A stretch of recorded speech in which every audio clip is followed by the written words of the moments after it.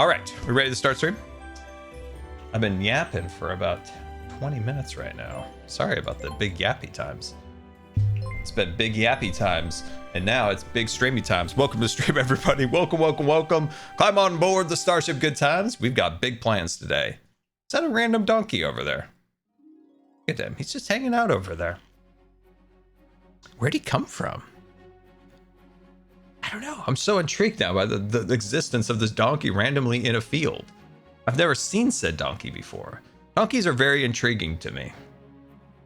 They're both, and I really mean this in a nice way, they're really ugly and really cute at the same time, and you just want to hug them and let them know everything will be okay. Love a good donkey. Anyway. Pearl. I do have something.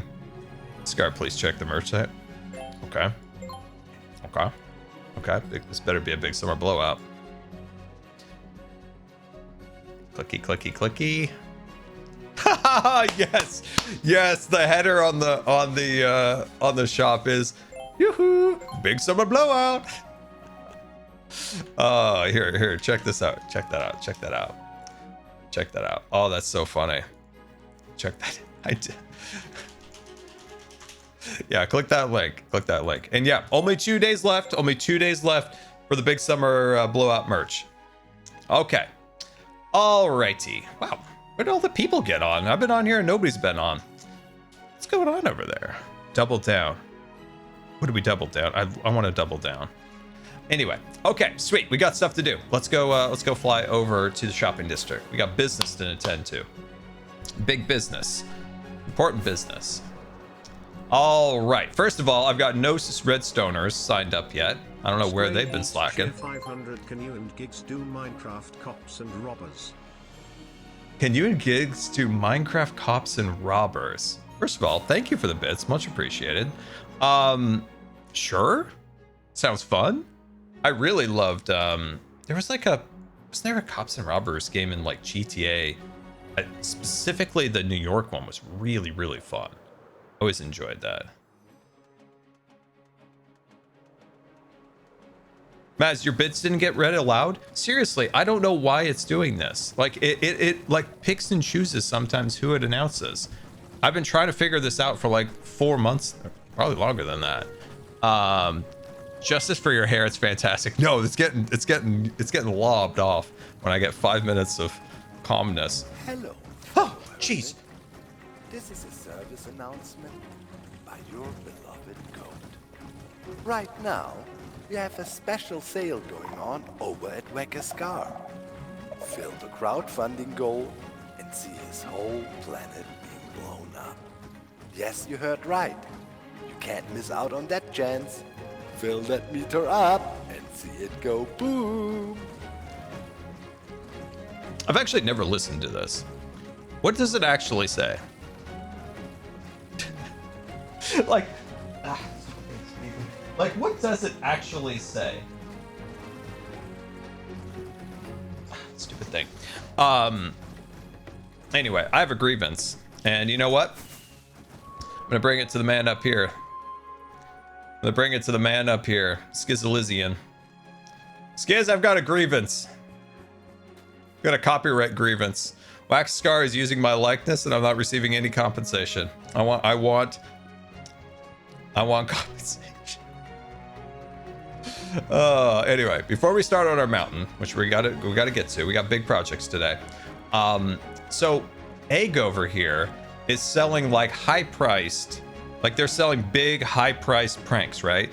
With Joel, he came to me for the 1,000 diamond block loan, and he has a 25% interest rate. It has to be paid within a month. So I was thinking to get more business, maybe like right here, we make like a little sign, and it is just saying, looking for financing for your pranks? Come to the bank. We have great terms available just for you. So I think we could do something like that. Oh yeah, 100 diamonds. I thought he meant 1,000 diamond blocks when he first came over there. You thought it was 15. No, it went up to 25. It went up to 25%. It went up to 25% for the insult. See? Here, look at the official documentation. We take very diligent documentation notes here at the Hermitcraft Piggy Bank. Bank loans available. This is our official documentation. Let's see, Joel Bank loan 1,000 diamonds, 25% AARP. Let's see, interest, and you have interest on that's 250 diamonds total. 1,250. Pays in 30 days. This is like really diligent today. This is really diligent notes, like really like well thought out, everything. So very important. Very important.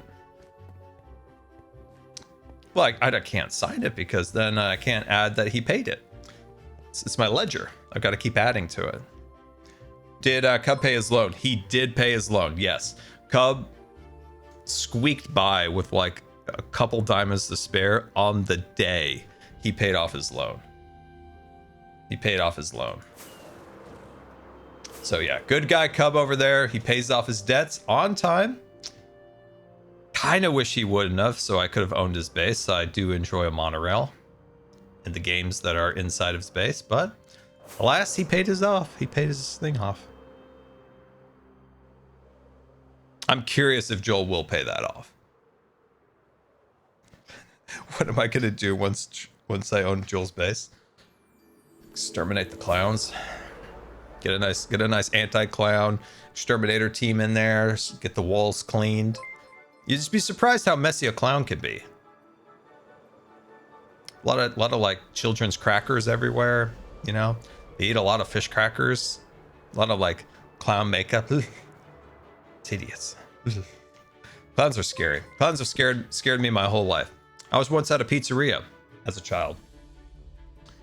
I look up. There's two or three freaking clowns like 5 tables down, just eating pizza. But they weren't eating pizza. They were looking for victims of their clownage. Scary creatures. Oof. Scary creatures they are. I'm looking for stone. Okay, sweet. All right, we got our boxes. Yes, this is a new chest monster forming, but as long as we keep it under control, I think we'll be safe. We'll be safe. So, everybody says my loans are high at the like 15-25% AARP. What is a normal loan? Like, what's a normal loan? What's a normal interest loan? What's a normal loan? 2.5%? How are you supposed to make a profit?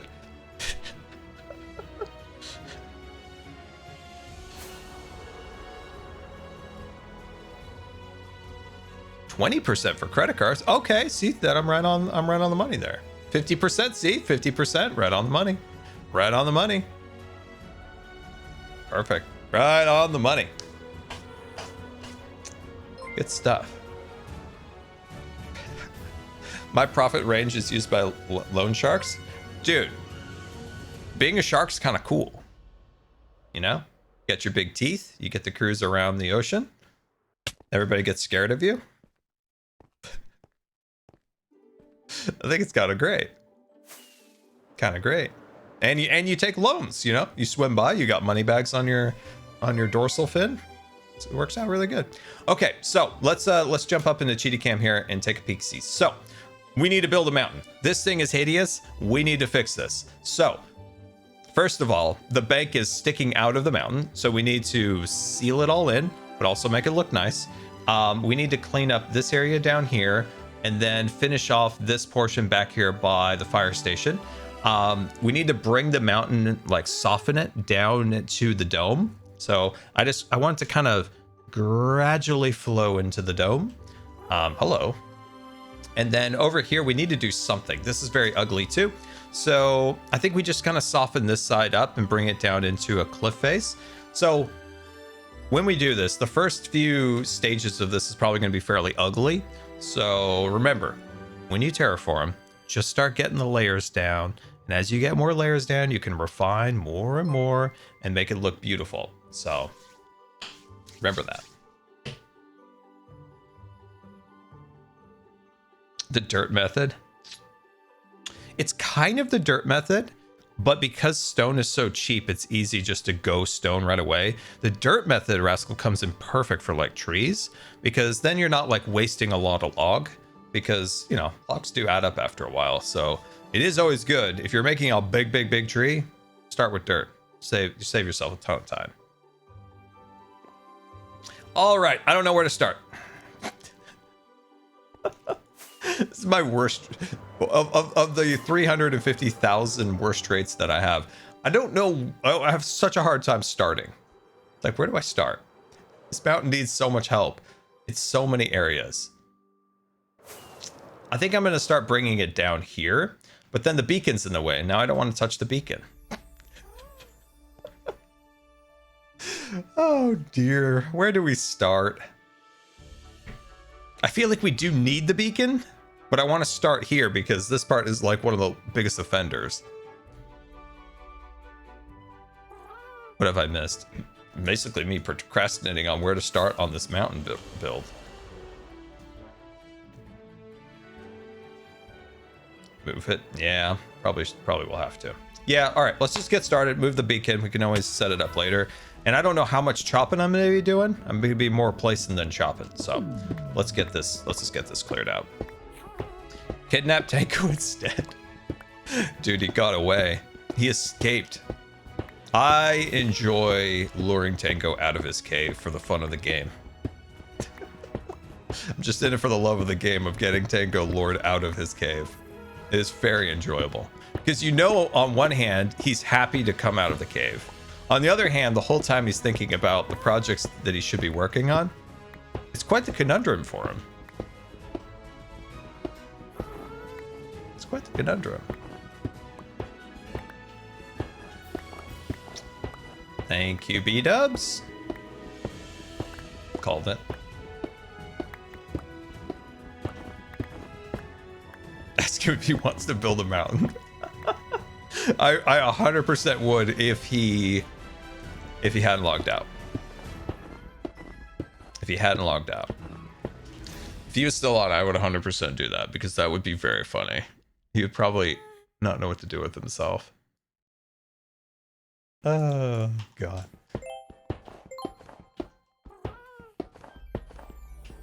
Okay. We're making a lot of non-progress on the mountain, but we are getting rid of this beacon, so that is good. I think B-dubs is building a mountain right now, or at least, you know, continuing to work on his project he's doing. So as much as I would love a good B-dubs company over here, I imagine he's probably busy. But he's more than welcome to come over and keep me company. I can tell him all about D23. That's right. The Ultimate Disney Fan Expo. Starting this week. Very excited about D23. I thought we could do a little bit of predictions for today's stream. We could do a little predictions. So I thought what we could do is I'll give you what I think will happen from a realistic standpoint, and then we'll have some fun and think about what I would do if I was, you know, Mr. Iger. I guess they kicked Mr. Iger out. Who's it now? Mr. Morrow? Aging Mr. Morrow?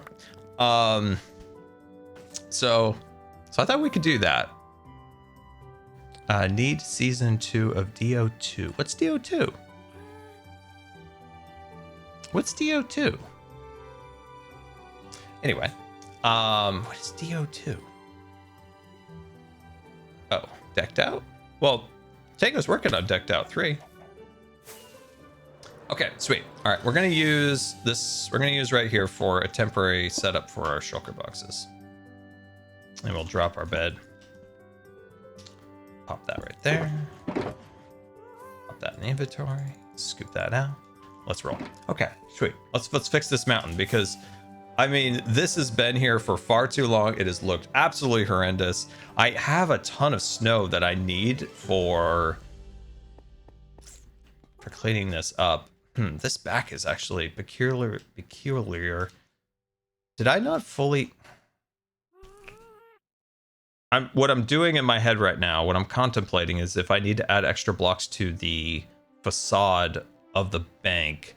And I think I am going to have to go get some copper. I think I should continue this line across here. Shoot. Yeah, let's go grab some copper. All right, quick deviation. It's fine. It's fine. Okay, D23, let's talk. So we're breaking up in 3 categories, all right? We will do Star Wars, Marvel, and theme parks. Pixar and Disney, like the animation, we could do that, but I don't know what's going on over there anymore. I've really fallen out of like what's going on there anymore, so I don't really know, quite honestly, anything. Do I not have any coppery bits? Got a little bit of coppery oxidation here. Shoot, I guess I need to go get more copper, or at least oxidize more copper. Anyway, okay, we'll start with Marvel because that's like my least interest. Okay, Marvel. They do most of Marvel's announcements at, it seems to be at least, at Comic-Con in San Diego. But I wouldn't be surprised if they throw something in there. They'll probably show the trailer for that Doctor movie, the Doctor, not Strange, but the other Doctor. They'll probably throw that. I would imagine they'll probably throw that trailer that they showed at Comic-Con in there. And I'm going to imagine they're going to announce a standalone movie for some superhero, and they're going to announce a TV show. That's my prediction on that. But I don't really know too much about Marvel, especially these days. It got real convoluted and complicated. Like the Doctor, the new Doctor, not the Strange, but the new Doctor, he's also Iron Man, and Captain America's back, but he's just like young Captain America. Like, you know, where's his wife and the kid? Doesn't he have a kid? I thought he had a kid. Does the kid get superpowers? Who knows? Anyway, I'm big confused there. I'm big confused. And then apparently, which is probably my favorite aspect with Marvel, is that there's a crossover with Star Trek. So Jean-Luc Picard's apparently in the new Doctor movie. So kind of excited about that. Love Captain Picard. Private America. I did watch Spider-Man. Yes, I have caught up on Spider-Man. I'm working my way through the Spideys. Got a little bit more to go.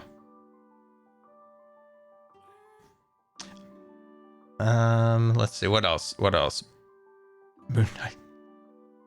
I think you might have to hold your breath on the Moon Knight too. I think you might have to hold your breath on that one a little longer. That would be a shocker if that was an announcement. All right, let's say we're gonna go off the bottom, and then let's make ourselves a little bit of a platform to work off of. The key with some of this is to use some of the space for future expansion of the bank. So remember, when you're doing a mountain like this, especially kind of connecting to existing building onto existing mountain, just remember that your first layers are always going to be ugly, and there's nothing you can do about it. It's going to be ugly, and that's just the way it is. It's always going to be ugly. Nothing you can do about it. Nothing to do about it, because eventually this golden goose will hatch, and it'll look very beautiful. So just start getting the blocks down. That's the only thing you need to worry about, is just getting blockage down, and then you can refine and shape as you so choose as you go on. So yeah, I don't really know a ton about what's going on with Marvel. Like, if there is a decent catcher-upper video on who new Doctor guy is, why he's Tony Stark, maybe he's not Tony Stark, but they just ran out of actors. I really don't know. I really don't know. So maybe there's like a nice refresher where I could catch up on stuff, because I gave up on Marvel after a little while. It's kind of like, I don't know what's going on anymore. And then I watched the Spider-Man movies, and I'm like, hey, these are pretty good. These are great. I like these. So yeah. Doctor Doom is big villain in the comics. Okay. But is big villain in the comics Tony Stark, or is that something they're just doing for the movies, or doing something to get people back in the seats, the movie seats? Oh, we don't know why Robert Downey Jr. is Doctor Doom. So that's something just for the movies, not in the comics. Okay. What I think is fun is that when we go to TwitchCon in San Diego, and specifically when we do MCC, that's in Hall H, and that's the big hall where they do all the fun Marvel presentations. So it's kind of like cool when you're in there. You're like, oh sweet, this is where, you know, they do all the big announcements and stuff. So they're doing a little nostalgia bait, getting Iron Man in there. I know Tony's dead. I know that. Big sad. I liked Iron Man. The original Iron Man is still one of my favorite Marvel movies ever. See, look at this, guys. We're getting refinement. Remember? You just get the ugly blocks down, and then you come in and you curve in there. You get some curves. You get some shapes going. It's all good. Because Phase 5 fell off. I mean, I feel bad for Marvel in a lot of ways because they came off such a high, right? They were like Michael Scott. It's like, you have no idea how high I can fly. And they were flying high. They were flying high. And then, you know, the pandemic happened and they kind of threw everything at the wall. And then Bobby Paycheck's like, make more shows. And they're like, we don't have time. And he's like, we don't care. Make more shows. And like, Marvel's kind of in a tough spot, to be honest, for a while. They're in a tough spot. Because like with Star Wars, Marvel was forced with making tons and tons of Disney Plus shows that they really didn't need to make. And I'm pretty sure they probably didn't even want to make just to fill the quota of how much content they wanted to produce for Disney Plus during the pandemic era. And then they realized how like in a cost effective it was that, you know, hence the lack of shows recently. So I'm curious if they do announce another show. Anyway, I don't know much about Marvel. If you guys have any other Marvel takes, let me know. But I don't really have many expectations for D23 for Marvel. Secret Invasion was so... Rascal, I thought that was going to be a decent show. Is Skiz on? Yeah, he's shooting me, isn't he? Okay, where is he? Oh boy, he's crouched. You better be taking a squat. You better be taking a poop while you're squatted, or you stand up. Show yourself. Show yourself. Show yourself. He's over here somewhere. Where is he?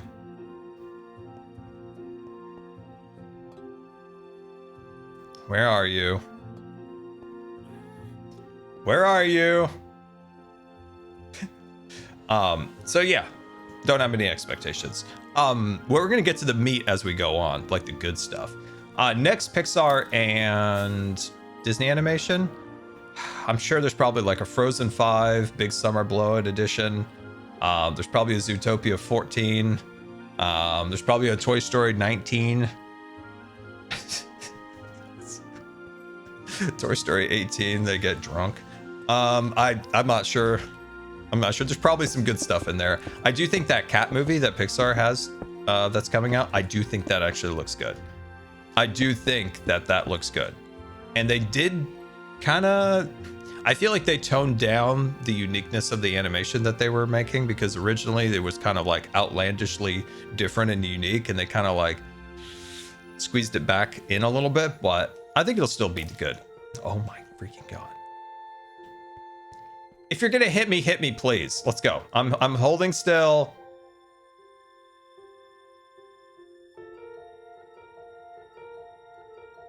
Pixar's had some sad times. Pixar really kind of lost their way leading into the pandemic. I always say that Soul and Coco were kind of like the last like really true like Pixar movies that really made you like feel like that were like at their core. It's not that the other ones aren't bad. They're just not to the same level that Coco and Soul were.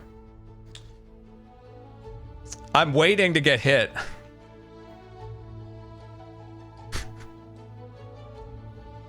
Hello? Oh my God. Oh God. All right, anyway, so yeah, cat movie, and then Disney's probably making, you know, I'm sure they've got Rapunzel, like Rapunzel goes redhead. I don't know. They probably got some kind of sequel plan like that. Rapunzel actually has a sister who's a redhead. I don't know. Could be something crazy. So yeah, I don't have too many expectations on that, even though how much I love animation. There just hasn't been. Thank God you hit me. Okay. All right. There we go. Congrats. Yeah, here's that laugh. My God, that took you forever. Where are you? Show yourself. God, it's like Rumpelstiltskin laughing in the mountain.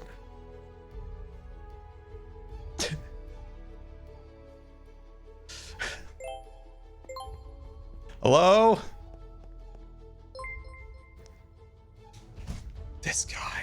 This guy. Evil Notion coming in for 64-month subscription. Much appreciated. Toy Story 74. The eBay adventure. Oh, I love that. Leoboto 3, thank you for the 30 months. Much appreciated. Pixar Pet Dev, thank you for the Prime. Much appreciated. So yeah. Like, my story is like, I wanted to work at Pixar. I wanted to, there's two specific jobs I wanted at Pixar. They had this like really great group that like interfaced with Imagineering and kind of like basically like looked after the IP as it was made into a theme park attraction. That team was so cool. Oh my God, that team would have been amazing to work for. Second one would have been like storyboarding and stuff like that. Oh, I wanted to do that so much. When I went to Pixar and just like seeing the art, because it was at that point Up was out. Toy Story 4 was coming the next year. So the art was in a transition inside the building. So there was still some up and they were moving in like all the art for Toy Story 4. It was so cool.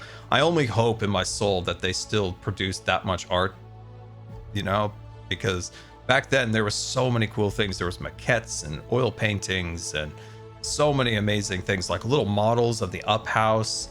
And I only hope that they still have some practical media still. I still hope they have some practical media at Pixar, because it was just so cool to see it. And it was like so respected in the building, like the art. And that was so cool about it, was that, all the art was on display in like such like a very meaningfully respectful way. Yeah, I hope it's like that still. I hope it is. Anyway, all right, on to what's our next thing here, because I really don't have any expectations for Marvel or Disney animation at the moment. So let's go on to everybody's favorite topic, Star Wars. Dun dun dun. So Star Wars. Okay, here we go. Okay, well, let's talk a little bit about Star Wars. So what's our expectations for Star Wars here? Realistically, what are we going to get? We're probably going to get a trailer, but only for the audience for Ahsoka. They're going to show some kind of sizzle reel, like a couple clips. They're going to show that 100% for the audience. We're going to get a shaky cam of somebody with a cell phone. So we'll probably get that. I don't think we'll get to see that. If we go based on like Star Wars Celebrations past D23s, I think that's pretty much safe to say. I think there is a lesser potential, but I hope we get a trailer for Starfighter, or at least like a little sizzle reel, like a teaser with a couple like clip scenes, a couple little clips. I hope that's the case. But for sure we're gonna get an Ahsoka, because Ahsoka's in the can. That's what's crazy. Like, they delayed Ahsoka. Ahsoka's done. They delayed Ahsoka purely for content reasons, so they could like fill in Disney Plus's calendar a little bit better. Maul Shadow Lord 2. I think either we get an announcement there, or we get it at Star Wars Celebration. Where is Star Wars Celebration? I think it is coming up. It's this year, isn't it? Or is it next year? I actually don't remember. So yeah, those are the two things. I think there'll be a trailer or a teaser trailer, not like a big story trailer, but a very teasery trailer for Starfighter, and there'll be something for Ahsoka. I don't think the public's going to get to see it. I think it will be for the audience, which I get. People paid to go to D23, but I just hope that the public gets like a little tease of something. Yes, they'll probably announce the Rey movie for the 800th time and then like fire the director the next week. Like, oh no. Question. Yes. Are there frog lights around here? Is anybody selling frog lights that you're aware of? Oh, yes. I know a frog light dealer. It's usually eat though. I just don't know. Come where with me, that shop Skiz. is. Come with me. But Yay! we're going to go on a detour real quick. Okay. We're going to the office. Going in the office. All right. Oh, my office. Nice. You've got grievances, by the way. I do. I'm very excited about. I mean, I'm not going to spoil them, but there are grievances in those books. Yes, I'm going to be getting to these later. I will be getting on that. And I need to get a shredder too. It's time to get a shredder. What? A what? A shredder. So when these are done, I want to throw them into a shredder and get rid of them. Oh, I like that. I like that. Yeah. I like that. Yeah. I logged on. And boy, howdy, Joe was kicking up a storm. And I'll be honest with you. I'll be honest with you, Skiz. I kind of I put some gasoline on that fire. Did you made a problem worse? Is that what I'm hearing? Yeah. This is what I'm fighting against. I sold him the bricks that he threw through the shop's window. Ah. Hey, but I made $3. Did he throw Did he throw bricks through here? Yeah. Oh no. Well, technically, Cub did because he had immunity. We got to talk about immunity. That, of all people to give immunity, Skiz, my God, was Cub not a great idea? We needed Cub on our side, buddy. That's true. You're right. But oh my God, that man could be a menace if he wants to with immunity. Oh man, bricks in here and everything. We're getting violence up in the shopping district. I hate it. Oh, dude, I was thinking about this, Skiz, right here. Well, that's why you're the law. I'm gonna put a little sign right here, and it's gonna say, "Need financing for your pranks? Come to the bank. We have favorable terms." So when people go to Egg to get their 25%. well, that's the chat was really mixed. Some people thought that was unfair, some thought it was fair. So I think we're right in the middle. I had comments that even like there are some credit cards out there that are at 30%. That is like if you just don't go, you should not have that's just so high. It's just so high. But hey, it's your business. You do your thing. I don't know much about loans or credit cards too much. Like for all my life that I've always just paid with cash. I was just God. Poor Scar, just all this cash lying around. Well, I have this weird thing about spending money that I don't have. Like it's really, really stresses me out. Yeah. So it took me a long time to actually get a credit card eventually. But yeah, no, like I for the longest time, I just like used cash, and then I used a debit card for a while.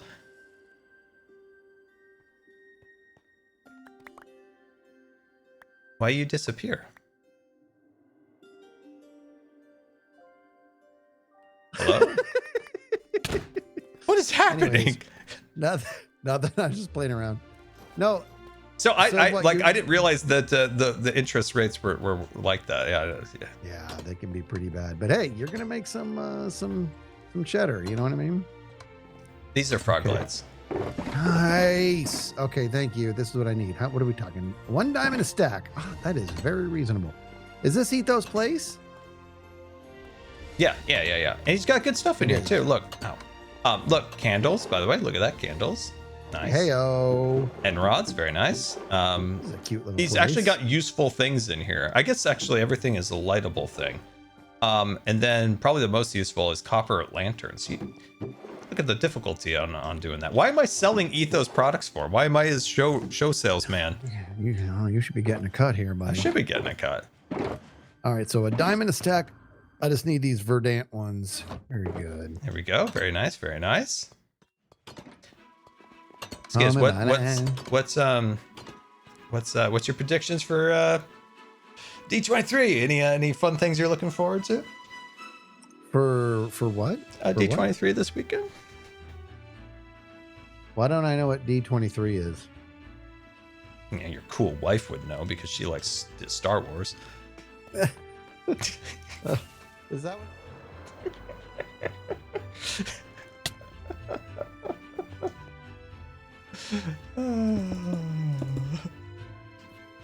That was funny.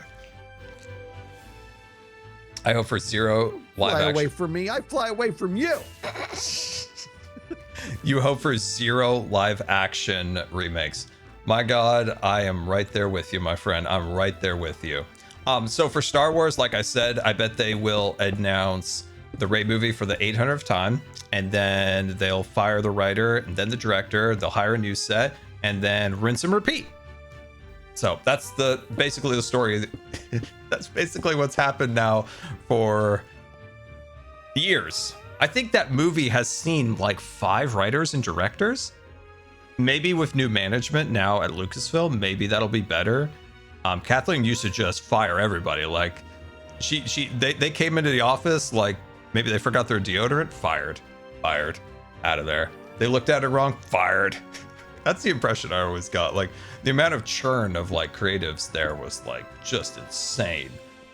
Like if you go back to like look at some of the movies, like every movie just had like a long list of people that were canned.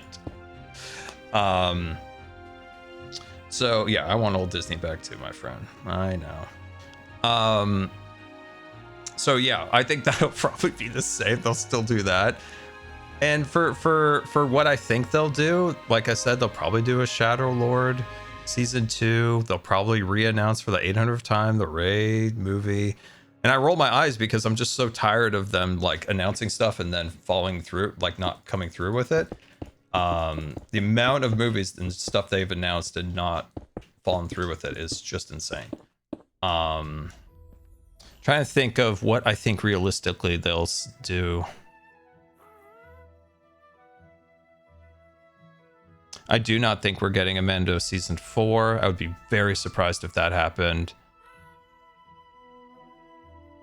Yeah, I can't think of. Literally, I have no idea what they're gonna do, because with Filoni there, I don't think there's gonna be any like crazy changes, but it's also a different management, so there may be some small around the edges changes for the first like few years going forward. So I don't think there's gonna be anything major.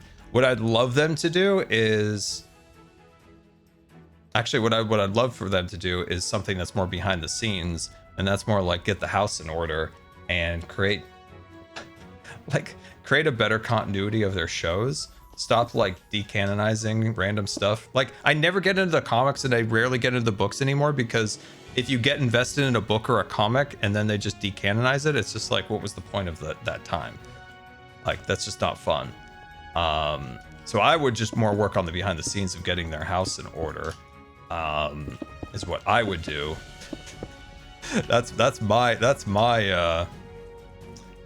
I would want. But yeah, I don't know. Wait, what do you guys want to see from Star Wars? Like what is something that would make you actually excited? Because let's be honest, right now Star Wars is probably at its worst point it's ever been in terms of like fan excitement. The Mandalorian movie bombed, which is a bummer. That's really sad. Like we love Grogu. He's a good guy. He's an important guy. He's green. He's fun. And I want Star Wars to succeed. I don't want Star Wars not to succeed. But yeah, it's in a rough spot right now. It's in a rough spot. More movies like Rogue One. Very big agree on that. Very much so. A full reboot. I mean, what would that entail? Would that entail... I don't think they can remake the original trilogy. I almost think I remember there being a rumor that within the contract when Disney bought it, that they weren't able to like do a New Hope or a new Return of the Jedi, similar to how they can't do like a remake of Back to the Future or something like that. So yeah, I don't know. I'm so curious what they do. Like I said, I just don't think Dave Filoni's gonna rock the boat. He's not a boat rocker. I just don't see him going in there and getting real wild.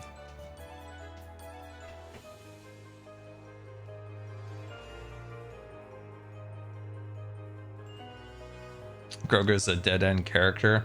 It's yeah.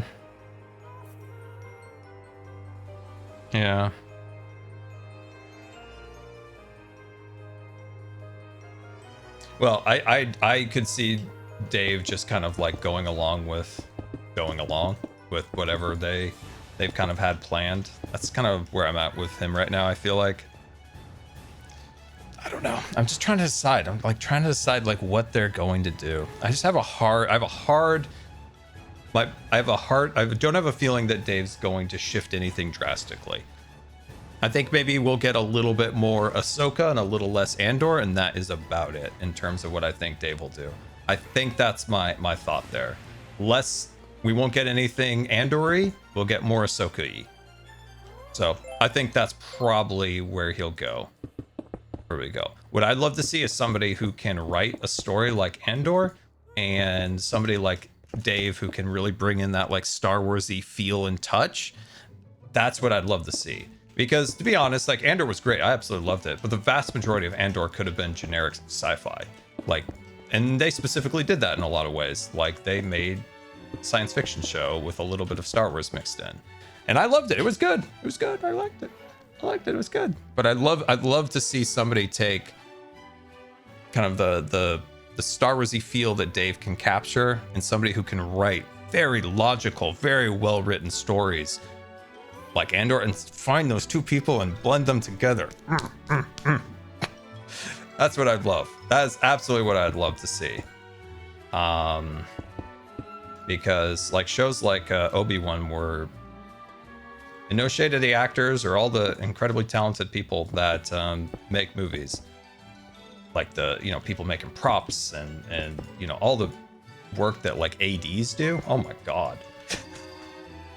Like the amount of work that people do on film sets is wild. So no shade to those people. My only shade just goes to the executives and the writers who just, I don't know what they were thinking. That was horrific. But I have like such a respect, especially for ADs. I don't think ADs get it. The amount of work those people do is insane. Those people are very talented and work very, very hard. Love a good prop master. Love a good prop master. Gong into cheer 500. They should hire you to fix the series. Oh, I don't have the answers. I don't have the answers. My answer would be, and I don't know if it's the right answer, but I would. I don't know. The problem is that they've waited too long, so like actors are aged out or passed away. So that's a problem. And then Don't hate me, I am sorry. Scar fixing Star Wars with terraforming logic actually sounds pretty solid. Respect the hustle, but let's be real, he's just a mass. But yeah.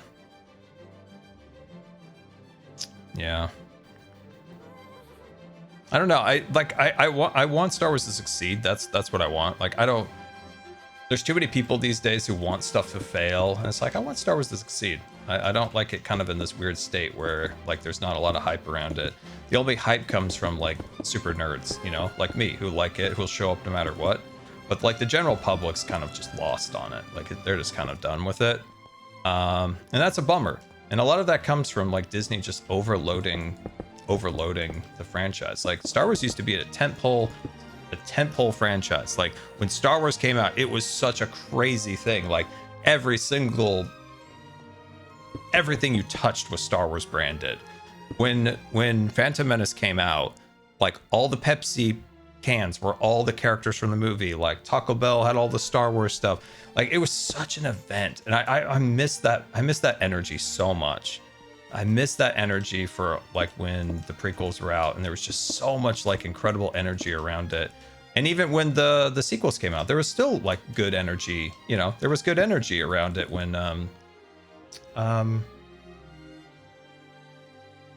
Star Wars Force Awakens? Yeah, Force Awakens came out. Like there was good energy then, and it's just like evaporated, and it's sad. Because like it was fun talking with people, even people that weren't like super Disney fans. Like they were always talking about it, they loved it, they're having a lot of fun.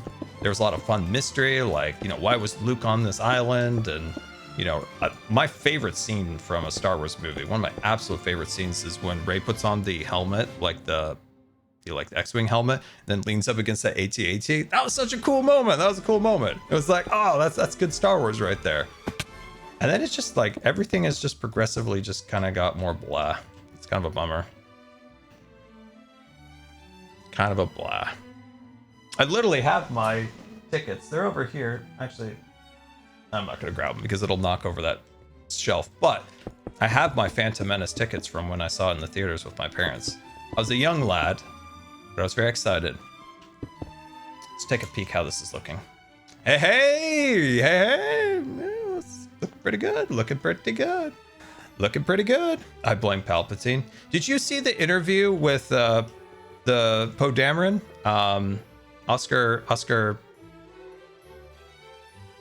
I mean, it's a miracle I even know his first name. I'm so bad with people's names. That he said that the Palpatine line that they said that he, you know, that he said in the movie was a reshoot right before the movie came out. That they stuck that in there. Oscar Isaac, that's right. That they stuck that in there. That's how awful those movies were.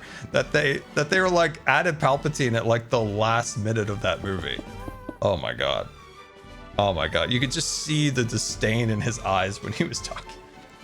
You know when it's bad when like the actors are given those vibes, like when the Game of Thrones actors were kind of like in their interviews were kind of like, oh, this season, and it was the same with like the last Star Wars movie. Oof. Rough. Well, anyway, I don't have a lot of answers for Dave because I don't get paid the big bucks, but I would say best of luck to you, and yeah, maybe just don't insult the fans and respect the franchise. I think he'll probably do both of those things. So we'll hope for the best. Hoping for a Vader show announcement. I mean, those are the things that like would get me excited. When I was a young kid, I was very excited because my brothers used to read the books, and they would tell me some things that were real from the books, and then they would make up things. But I always heard that like, oh, Luke did this, and Han and Leia went off and did this and that, and like it always intrigued me so much. And then we never got that. We never ever got that. Like as a kid, like my imagination always run wild when my brothers would tell me about what they read in the books. Because like I was like too young to really read them, so like the idea of like Luke going on these crazy adventures and him getting powerful and all that stuff was always so exciting. So when Force Awakens came out, and just to see that they kind of like made Han into like a deadbeat dad, and Luke just went off onto an island, and Leia's trying to hold the ship together. It was just kind of like, oh, it's not like what my like 5-year-old brain thought they were all up to when my brothers would tell me what they read in the books. So big disappointment. Never enjoyed. Let's see.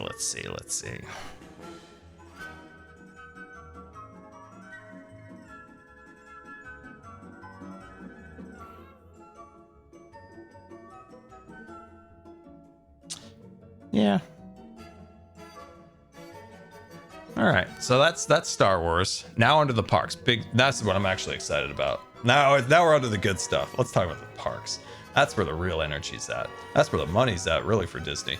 Anyway, well, actually, they've had a couple movies that have done well recently, so they are doing better in the studio front, a lot better than they have been. So the parks. What are they going to realistically announce at the parks? Realistically, I don't think we're going to get super announcements like we got 2 years ago. I think what we'll get is a lot of project updates in terms of Piston Peak, and I'm going to keep my opinions of Piston Peak away. Like, you know my feelings on that. So I'm just going to stick to the facts. So I think we'll probably get a model of Piston Peak finally. So I think we'll finally get to kind of see what the attraction's going to look like. I think we'll get to see what the ride vehicles will be. And I think we'll get an idea of what the second attraction will be, restaurants, shops, all that stuff. I think we'll get to see.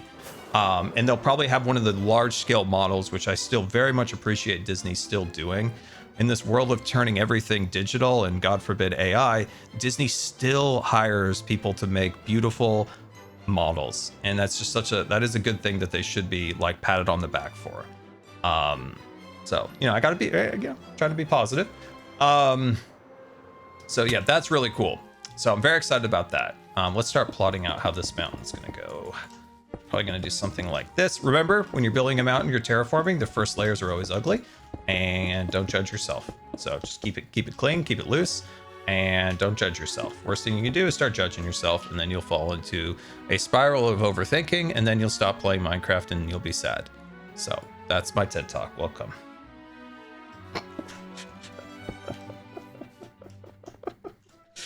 Okay, where was I? So yeah, we'll probably get a model. We'll get to see what that looks like. Expectations. Remember, these are all realistic expectations. We'll talk about what I want to see later. I don't think we'll get a model of Villain's Land. Would I like to be proven wrong on that? 100%, like 200%. But I don't think we will. I think they're going to save that powder for Destination D or for the following D23 in 2 years, because Villain's Land will not be done in 2 years. So I don't think we're going to get that. But what we might get, which I think is reasonable, is I think we might get a little bit of art for Villain's Land, which would be really good. I do think we'll get that, and potentially a name, but I think they're going to hold off on that too.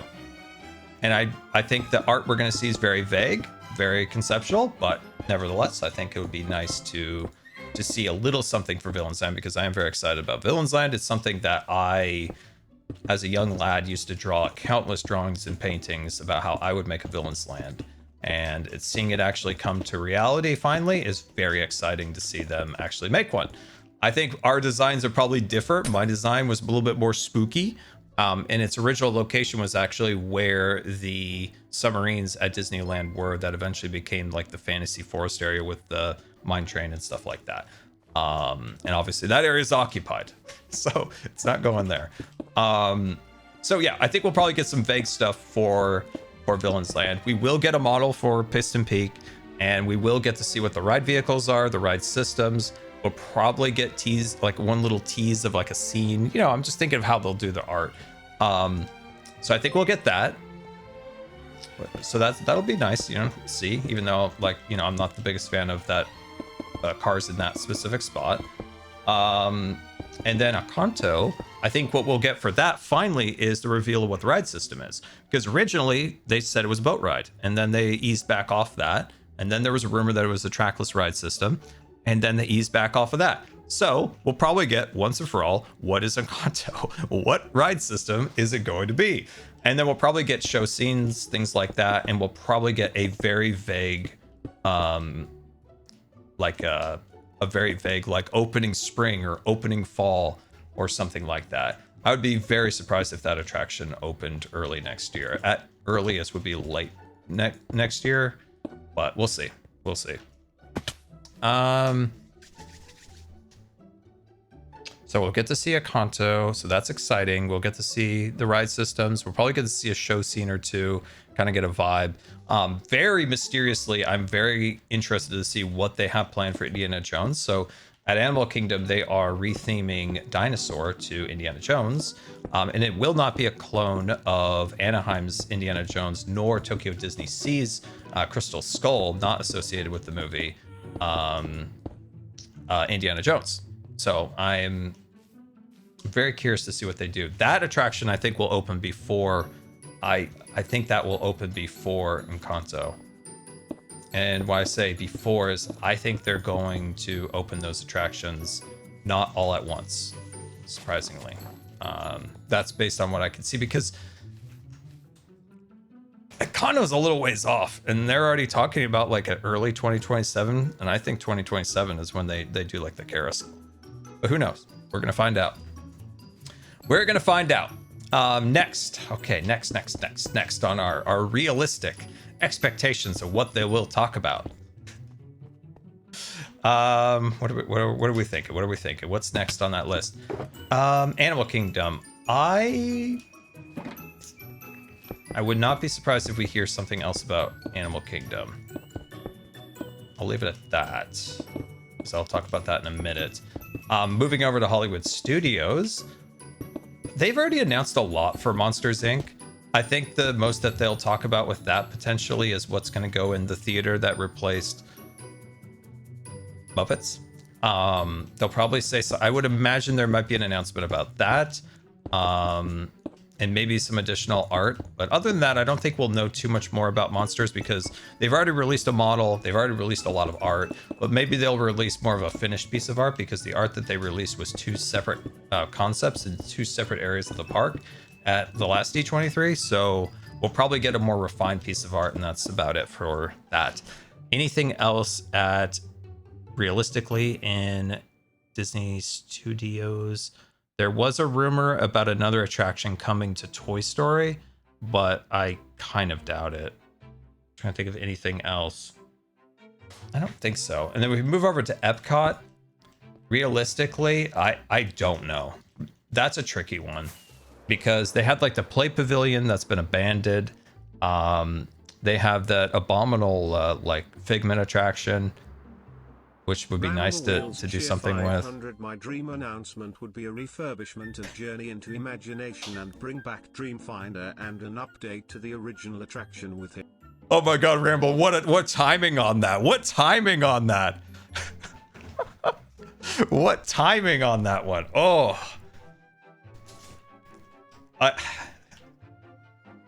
the timing on that was great. Oh my God. Yeah, I agree with you 100%. I saw Dreamfinder and Figment when I was 3 years old. And even at 3 years old, I still remember like the ship. And I only went on one time with when I was 3. I remember the ship, and I remember, you know, dude in his 70s beard and stuff, and little silly Figment and his purple, you know, dragon fella. I loved them. They were so silly. So I'm putting this. I see, the thing is, this doesn't go into realistic category, but I'm just gonna say it anyway. Like, I really hope they do add, or really do just literally tear down the existing attraction and rebuild it into something that is worthy of Figment and the sheer amount of money that they make off of Figment merchandise.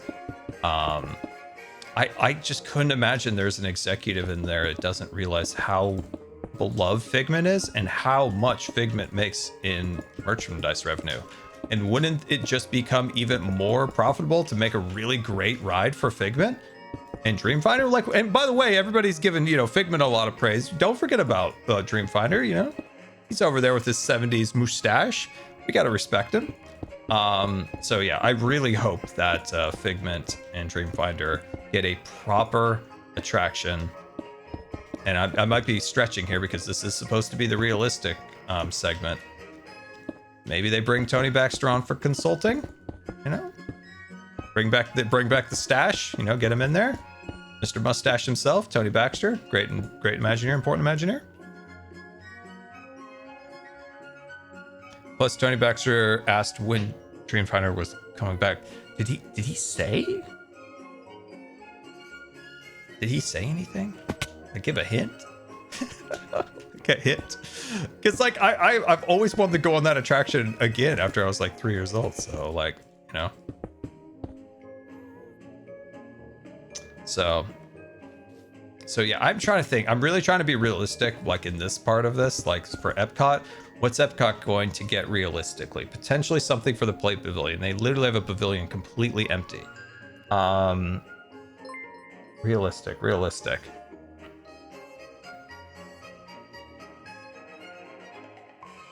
I'm gonna go off to what I want. All right, forget being realistic. I'm tired of being realistic. This is annoying. Okay, realistically or unrealistically, I would love a Mary Poppins attraction for the UK pavilion. Oh my God, how cool would that be? And I know the purists, and I appreciate you. You know, high fives, pats on the back for Epcot. But I really think they did a good job. And I've never seen it. Obviously, I haven't been to Disney World since I was 9, but I watched a lot of videos. I really think they did a good job with Ratatouille, blending both like the realistic aspect of the France Pavilion with the more cartoony thing. I think they did a good job with that. I think it has like a nice transition, so one doesn't take away from the other. So I think they did a good job on that. And I think if they kept that energy with a Mary Poppins attraction, it would be a banger. It would be a banger. Oh, it'd be so cool. It'd be so cool. So yeah, we're so out of the realistic area. We're going full in. So I would love to see a Mary Poppins attraction. It is wild to me that we've never gotten a Mary Poppins attraction. Mary Poppins built the company into what it is today. Like, it's so integral to the company. But I hope someday. Hope. Second, once again, like I know the purest Epcot people are going to throw rocks at me, but I think Coco would be a banger in Mexico. They're building a Coco ride at California Adventure. And you know Disney loves money, and what they love more than money is saving money. And if you build 2 attractions at once, you can save money by getting bulk deals, which is true. It's true. They save money by doing 2 at once. So make one over there. And I hate clothes, by the way, but I just think it's a solid choice. I think it's such a solid choice. Will they do any of these? Like I said, who knows? We're in the unrealistic Scar wish category right now. These are like fairly realistic, unrealistic predictions. I could go real crazy and say that they should make like some kind of cool mountain Switzerland style ride. That'd be cool. But we're sticking to somewhat realistic. So yeah, Coco and that I think would be so cool. In terms of unrealistic Scar wishes, whatever the heck they did with Commuter Core and the hub for Epcot, just tear it out. Let's just say, hey, that was the pandemic era. Things got crazy. People were making bad decisions. It was a weird time. Let's just forget about that time. Let's tear this whole thing down and redo it. And redo it to the plans that they had originally. Like, the original plans were awesome. The scaled down plans for budgetary reasons, awful. Let's just get back in there. Let's fix it. Let's pretend it never happened. Full sweep. Honda Text Cheer 500. The most unrealistic prediction would be making the parks more accessible. That's a banger. That's a banger. That is a banger. Well, yeah, we could talk about that in a second. So yeah, I would do that. Unrealistic, super unrealistic, will never happen. Monorail to NGM. Anyway, that's not gonna happen. That goes in the super unrealistic category. Okay, like Mary Poppins and Coco, they're more like wishful, like probable things. A monorail to MGM, very unrealistic. So yeah, I think that would be cool. I'd love them to go back to Spaceship Earth and revisit some of the plans they had pre-pandemic. I think some of them looked really cool. I think some of those plans look nice, and as long as they respect the attraction and keep any IP out of there, like I want. What's the bad guy from Roger Rabbit? I want that guy standing in front of Spaceship Earth, ready to blast any IP characters that get anywhere near Spaceship Earth with the dip. I want him to dip them, just. Scar, are you forgetting something? What? You're forgetting something. What am I forgetting?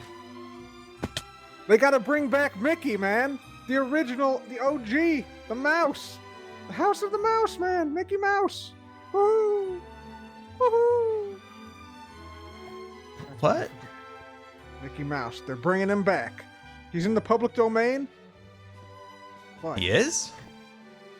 Yeah, he is. Steamboat Willie. Oh, so you think they'll do something Steamboat Willie to try to pull it back into the copyright grasp? That's what they ought to do, man. The mouse is back. That's the tagline. That's the tagline. The mouse is back. And he's gone. And he just takes off. Oh, what a silly guy. What a silly cub. But no, seriously. I want the judge from Roger Rabbit out there with the dip hose, and if any cartoon character steps foot near the Spaceship Earth, they get blasted. So no IP. Stay away.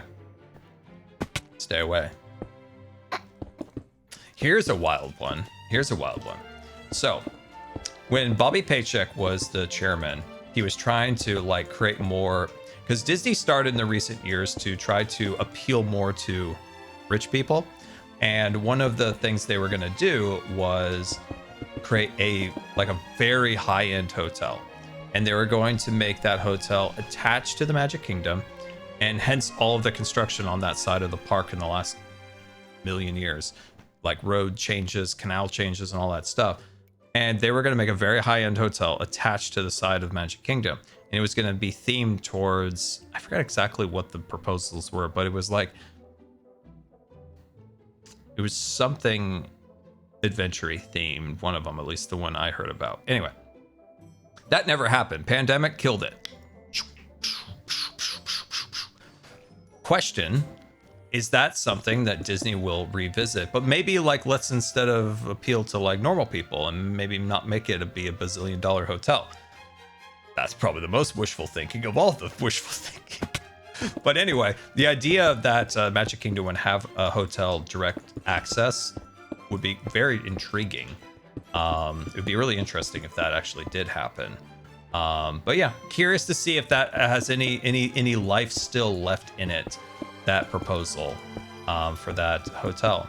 Obviously, Disney always is coming up with ideas and proposals that never happen. Like Disneyland was going to have a Disneyland Paris style hotel attached to its front at one point in the 80s, or not 80s, but maybe like 90s. That never happened. So obviously a lot of ideas get pitched that never happen. But I'm curious to see if that'll ever happen, because it is a moneymaker for them. Having a hotel attached to the park is a big moneymaker. Tokyo has one with their new Tokyo Disney Seas expansion. California Adventure has its one. Disneyland Paris obviously has its. So, you know, it's curious to see. And yes, yeah, I see it in the chat. There is also the proposal. There's been one for a long time about an Epcot one. The hotel that I want the most, and if we move into very unrealistic land, is a Hollywood Tower hotel that's not themed to spooky, but themed towards the idea of the hotel before it became spooky. So the hotel would just be the Hollywood Tower Hotel, and it would be that old Hollywood style prior to becoming spooky. And I think it would be a banger. It would be a freaking banger. I would literally tear down. I would tear down in a blink Paradise Pier Hotel in California Adventure. Well, it's not in California Adventure, but next to California Adventure, and build that in a second. How cool would that be? It's like an old Hollywood hotel with that eerie music playing. Dude, that'd be a banger. Be a lot of cool like mosaic tile work and stuff. Oh, it'd be awesome. Maybe you could do some spooky things in there. You could do a couple spooky things, maybe a couple little spooky things, but mostly it's like fully like realistic to what like a fancy Hollywood hotel of the 30s would be. It would be so freaking cool. And that's true theme. Like that's theme, is a time and a place, right? That's theme. So, and that's what I want Disney to go back towards making, and not like the Polynesian Island Tower that's like, what is this? Like go back to theme, like create like a 1930s style like hotel like that. Man, that would be so cool. Ooh. Unrealistic Scar has fun with this stuff. Yeah, like the Kathleen Circle Theater, that style. Oh, amazing. Anyway, okay. All right. Let's see. Unrealistic. Let's go back to unrealistic land. What else could we do? So we did realistic stuff for Magic Kingdom. Can we go to Disneyland? Can we go? Can we zip over the other coast? Can we go over there? Let's go over there real quick. I know I'm kind of all over the place because that's just how the nature of my mind works. Yeah, let's go to the unannounced Avatar land. Let's start at California Adventure at Disneyland. So realistically, we will probably see we did see some very conceptual models of Avatar land. We'll get to that in a second. I think we'll see a lot of stuff for Coco. And that's exciting. See kind of what the animatronic. I bet, you know what? I bet we'll get a prototype. This is in a realistic segment. We're going to get a realistic look at what the animatronics are going to look like for Coco. I bet they will have a prototype animatronic for how they're going to make a skeleton look like a skeleton. And I think it's probably the technology they use for that horrific pirate that they added to the Pirates of the Caribbean. I think it'll be similar to that, and I think they'll show that off at the event. I think we'll see what Coco will look like, and it's exciting. I like Coco. I think that's going to be a great attraction. Very excited for that attraction. So I think that's realistic. We'll probably get to see the vehicles, which are boats. We'll get to see an animatronic. We'll probably get to see some art, and I think I'm gonna say it. I think we might get a release date, or like an opening date, which it'll probably just be a year.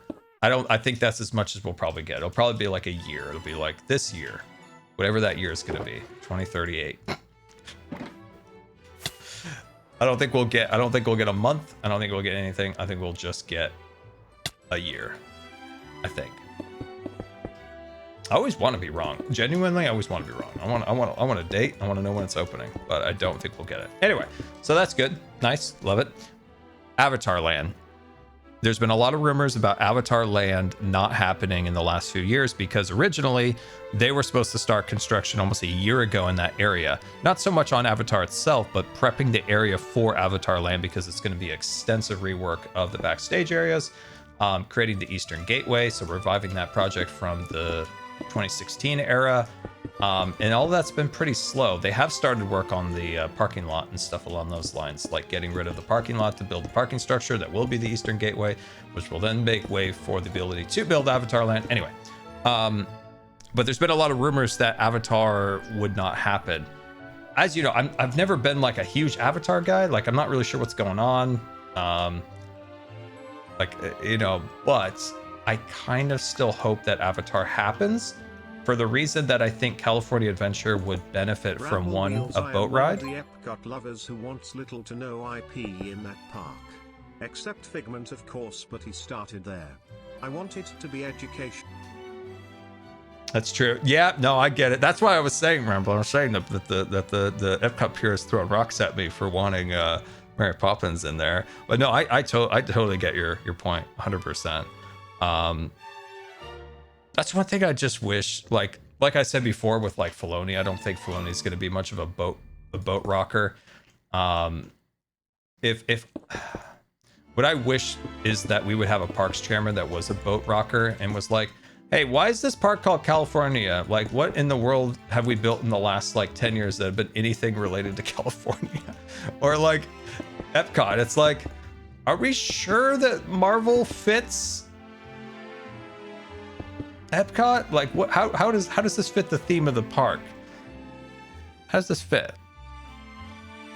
And Kanto is like a stretch, but like kind of works at Animal Kingdom. I guess there was. I've never seen it on Kanto, but apparently as a kid he likes the animals. He kind of hangs out with them. So it's kind of a stretch. But yeah, no, like I get it. I get it.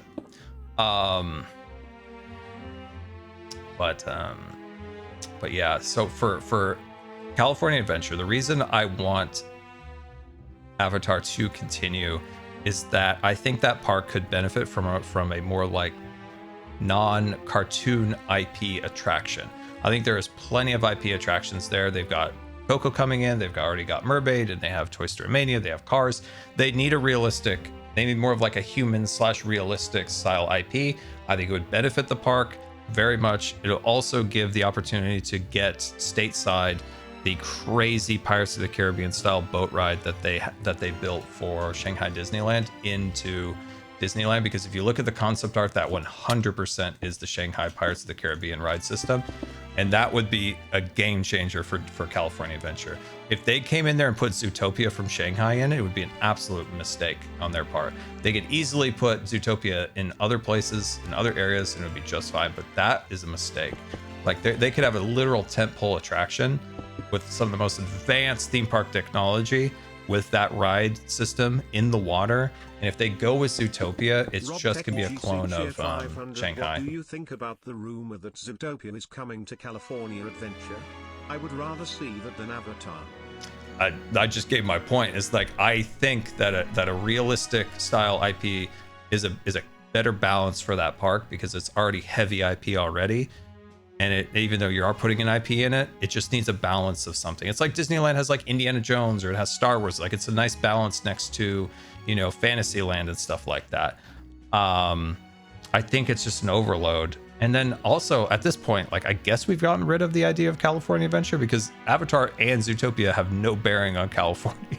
So it's at this point, like, what are we even doing anymore? And also, I think there would be some issues with the fact that the Zootopia attraction is like, some people I don't think would be happy that Zootopia's like attraction takes place in a jail. It's like most of that attraction takes place in a jail. If you want to actually know that was actually planned for Epcot, and it was canceled because of that very fact in 2021. So I would be very, very surprised if they came back and changed that. If they came back and did that, added Zootopia, that is, to California Adventure. I don't know. It's funny because like I'm not a huge Marvel fan at all, but the ride system and the experience that a guest would get would be far more superior than, say, a Zootopia, because they could do so much more with that ride system, the boat and all that stuff. Oh, it'd be incredible. It would be absolutely incredible. But I would also pick anything. I would also be happy to swap Avatar for something else, as long as it was something that wasn't a cartoon. Because I think Disney California Adventure has a good balance right now of cartoon stuff. They've like I said, they've got Midway Mania, they have Coco coming, they have Mermaid, they have, well, I guess they kind of turned the Pacific Wharf into an IP. They have Cars Land. I think a nice little balance there would go real well. Also, it's still peculiar to me. How do you blend Hollywood backlot to Avatar? You know what they really should do? Unrealistic Scar Time. Modernized Great Movie Ride. Why don't we just do it? Why don't we just do it? Let's make a really cool backlot area and make a modern, really, really cool Great Movie Ride.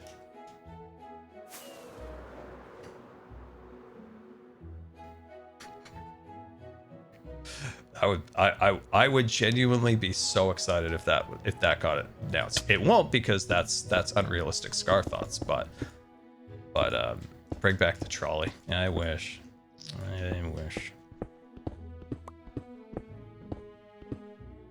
Yeah, I'd love to see a Great Movie Ride again.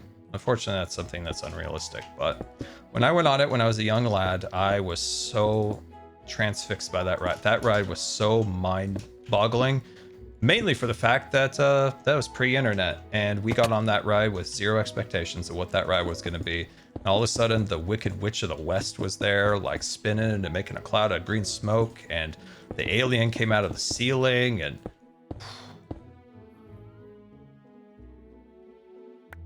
as a young lad, that was intense. That was an awesome experience. That was amazing. Did you know that the Alien, you know, the spooky movie with the alien, was they were gonna try to get that IP in Tomorrowland at one point, and then it became Alien Encounter. Okay, so all right, so Avatar. Like I said, I'd be happy if Avatar was swapped out for another more like kind of like humanoid realistic thing, but I really don't want them to do Zootopia. It does not fit. And at the end of the day, a lot of like, I see a lot of people wanting Zootopia, but I just don't understand how that fits California Adventure. It would just be odd. But then on the other hand, what in that park lately has fit California's theme? Oh God. So we did that. Disneyland, I don't think we're getting a darn thing. I don't think we'll get a darn thing. Maybe an announcement or like artwork or something for the electrified Topia. That's probably a realistic thing you'll probably hear. Maybe. Unrealistic time for Disneyland. That's fun. Let's do that instead. Okay, this is unrealistic, so don't think this is something you're gonna hear or think that I think is gonna happen. There's an attraction pad in Galaxy's Edge that's unused. I want a Clone Wars ride. Not gonna happen, like I said, but I want it. And this is unrealistic Scar Thoughts. So I think it'd be pretty cool, because if you looked at the map of Galaxy's Edge right now, they've now segmented it out of saying like, way yonder over there is kind of Rey. They're doing the sequel business, and then in the center you've got kind of the Disney Plus area with Mando and Ahsoka high-fiving, and then on the far right side you have Han and Leia and Luke. They're chilling, they're having fun, walking around. You know what's missing? The prequels. So on that other side, we need a prequel attraction. We could only wish, my friends. We could only wish. But anyway, I would love that. It's not gonna happen, but I'd love it. Oh my god, it'd be so cool. Clone troopers over there. You got Anakin being all pouty and Padme, you know. Pew, pew, pew, pew. Oh, it'd be wonderful. Oh, it'd be a delight. Obi-Wan. Oh god. If you want to get Star Wars fans excited, oh my god. Do you know how many kids out there could care less about the broader Star Wars, but absolutely love the Clone Wars? Like, look at the Lego sales. The vast majority of Lego sales are like sets that kids have bought in the last like 8 years that are clone troopers and this and that. Like, it's so popular. But that's not gonna happen. So that's unrealistic, Scar, but a hope, a wish. That is a hope and a wish. Unrealistic things. I've designed in my head a long while ago and drew it out and everything, is a Sleeping Beauty restaurant.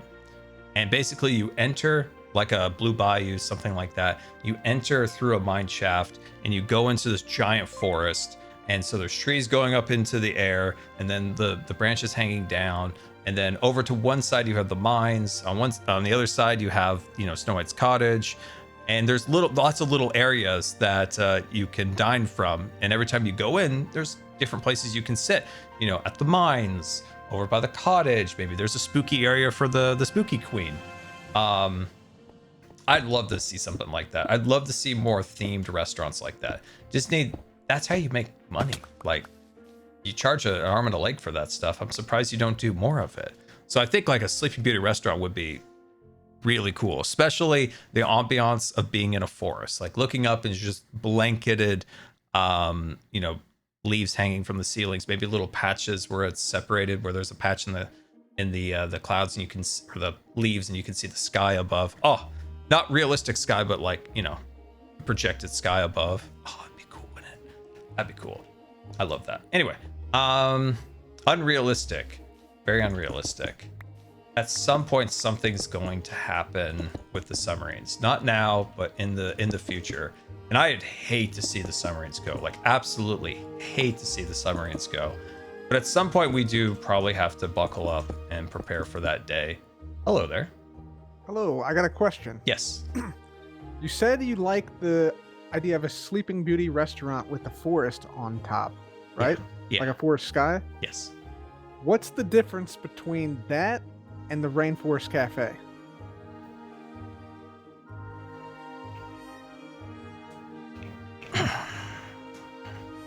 One. I just gotta know.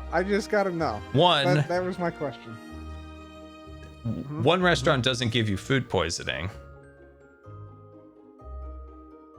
And then two, when you go back in the future and you're on a pick line and you can't eat, the server doesn't insult you the whole time by not being able to eat. So it's more customer about the focused. staff, really. More It's about the customer focused. Also, Okay. they demolitioned Rainforest Cafe at Disneyland, and I took pleasure in it, watching it be destroyed. Okay, I was just wondering. It seemed like a weird, like a contradiction to me, but Well, one is also very jungly, right? You got the elephant, woo woo, and the monkeys, yeah. And then one would be more of like like a forest in Europe land, you know, those kind of trees and stuff like that. So it'd be different. It'd be different. like a temperate forest, not like a jungle. Yeah. Okay, I hate Rainforest Cafe. I sat there. that's why I was so surprised. You said there'd be like a forest canopy and stuff. I was like, wait a minute. Yeah, but there'd be great customer service, and if they saw somebody who was on a pick line and kept saying that they couldn't eat, you didn't just continue to make fun of them and berate them for not eating and telling them that everyone else at the table is having a good time. Why don't you try something? For the 800th time, I can't eat. And it's not that I don't want to eat, it's that I can't eat. Yeah, I mean that seems I hated like that, man. Like a bad experience at the Rainforest Cafe, man. I hated that, man. Did I tell you ever about? I had a family member crash out at the Rainforest Cafe one time. No, I need to know about a crash out at Rainforest Cafe. Yeah, so we threw a surprise birthday party for him, Okay. and he was not having any of it. Really? Did he have a bad experience too at the Rainforest Cafe? I think the Rainforest Cafe personally Wronged him? wronged him in some way. Same. Because he like flipped a chair over. What? He caused a huge scene in the restaurant and then he stormed out, What? never to return. Yeah, it was wild, man. Wait, really? Like, Wild. so this person you knew who you threw a party for, like Yeah. birthday party, Yep. was so angry that it happened at the Rainforest Cafe that they flipped a chair and stormed out. Yep.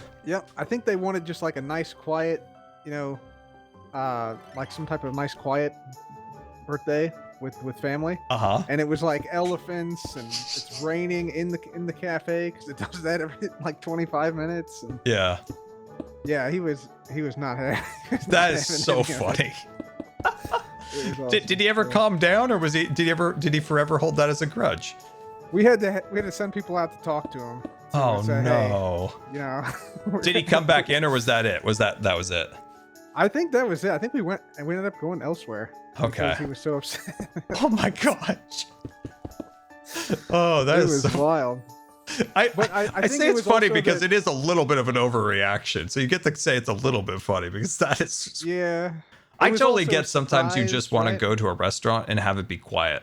Like I would Yeah. spend more money knowing that it would be quiet than being loud. Like, oh my god, why do they crank the music in so many restaurants so loud? There's a lot of bird noises at Rainforest Cafe too. Man, I went into Rainforest Cafe with so much hope and glee in my heart because, you know, it's fun as a kid. You're looking around, it's just the endless wonderland, and then they give you food poisoning. Yeah, that sounds like a bad experience, man. Sounds like a bad experience. Yeah, I didn't. You know I that there's a care guy about that went to every single Rainforest Cafe in the U.S. I watched that. I watched that video. That was a very funny video. That was a funny Yeah, man. Eddie, He's a Eddie silly guy. Burback, yeah. Yep. With a big mustache. He did have a Handlebar mustache. he did have a large mustache. That's It was true. impressive, man. Like that was. It takes a lot to maintain a mustache, you know. Yeah, and you know, there's maintenance there because you know you got to go after you eat. I would imagine you got to go into the bathroom and double check you don't have mustard in that mustache, because if you just go about your day with mustard, nobody's gonna say anything because they're gonna be embarrassed of themselves and for you. They're not gonna say anything. So you got to maintain you got to maintain yourself. Exactly. Yeah. Well, thank you for answering my question, Scar. I appreciate it. That was I needed some clarification, and you have provided that. Thank you. All right, bye, Cobb. Farewell. Yeah, no, Rainforest, that guy made me so angry. Like I was like, why don't you just shut up? I just couldn't imagine like this guy just would not stop. And then just like as the meal was coming to an end, he like I forget, he said something else. I'll have to ask my mom. It was like another like I don't know what the vendetta on the comments were, but yeah, it was really annoying. Yeah, I don't know. The guy just didn't know. I don't know. I think he was trying to be funny and silly, but he was just being completely ridiculous. To completely understand not wanting a restaurant to be loud. I've never liked loud restaurants. Like I've always had just like a vendetta against loud restaurants. And especially loud restaurants, like say you're at a convention, you get to see your friends so rarely and then you just can't hear. And like I just can't talk over music. Like I just don't have the lung capacity. And so I'm just like, hate it. Hate it. Hate it. Okay, so where were we? So unrealistic. I'd love to see themed restaurants. That's mainly my thing with the themed restaurants. Like I'd love to see any themed restaurants, like a Pirates of the Caribbean themed restaurant, a Haunted Mansion themed restaurant. There are so many easy no-brainer things for Disney. Like a Haunted Mansion restaurant or something like that is such a no-brainer. My brother and I have wanted a Haunted Mansion restaurant for as long as we can speak. Like we have always wanted a Haunted Mansion restaurant, and I just feel like that's just like a slam dunk for the fans. Like that's just such a no-brainer. But you know, you always have to wonder where you're gonna put it, this and that. I totally get that. Trying to think of what else I'd like to see unrealistically. As I was saying, I do think there is a time where we have to prepare ourselves for the removal of the submarines, which is such a bummer. I think they'll be here for a while longer. I don't think they're going to go anytime soon. But I do think at some point there's going to be a D23 where that area is redeveloped. Ramble Wills Cheer 500. The Haunted Mansion bar on a Disney cruise is absolutely amazing. If they could turn that into a restaurant, that would be amazing. Oh, I know, Ramble. I think you mentioned you did get to see it, didn't you? I've only seen videos and stuff of it, and this is actually looking a little bit better, guys. I mean, it's getting there. It's not perfect, but it's much better than it was. That Haunted Mansion bar, like the Imagineers that worked on that did such a good job. Like, if you guys don't know what we're talking about, like search at some point the Haunted Mansion bar on the Disney cruise ship. It is just an amazing experience. Even if you don't understand like the Haunted Mansion or the stories behind it, I think it's still like an enjoyable experience for somebody who doesn't like know anything about the Haunted Mansion or cares about it. Like it looks so cool. I would have a hard time believing that they would build a bar at Magic Kingdom for it, but I feel like a restaurant is just a no-brainer. It's such a no-brainer. Like, oh my gosh, Magic Kingdom has so much more room too. Like they have so much more room. Like Disneyland, I totally get. Like they're so space constrained. But Magic Kingdom, there's got to be a place for it. Oh, it'd be so cool. And just think of like Disney. Like think of the dollars. You could be like, ooh, so expensive. And then I just watch a lot of cool videos from it and not have to spend the big dollars. That'd be all good. So yeah, that I want more themed restaurants. And then for the Submarine Lagoon, like I think the fear I have, because the Submarine Lagoon is closed once long ago in the 90s and then reopened in the 2000s, and then it closed for a while during the pandemic, then came back. I just think it's I know that I just have this in my bones. I know that attractions days are numbered. I just hope it still has more time left in it. And I can't go on it because it's not a wheelchair accessible attraction at all. But what it does provide the park is incredible ambiance. That's one thing that modern Disney just struggles with, is the attractions like the Mark Twain, the Submarine Lagoon, things like that are very like atmospherical, that when you're in the park, those attractions just give you so much energy. Like you see them moving around, and whereas like modern Disney, not that the attractions are bad or anything, but so many new attractions are just in a box behind the berm, out of sight. And I'd love them to add a few more attractions like that, you know, are outside that give energy and stuff like that.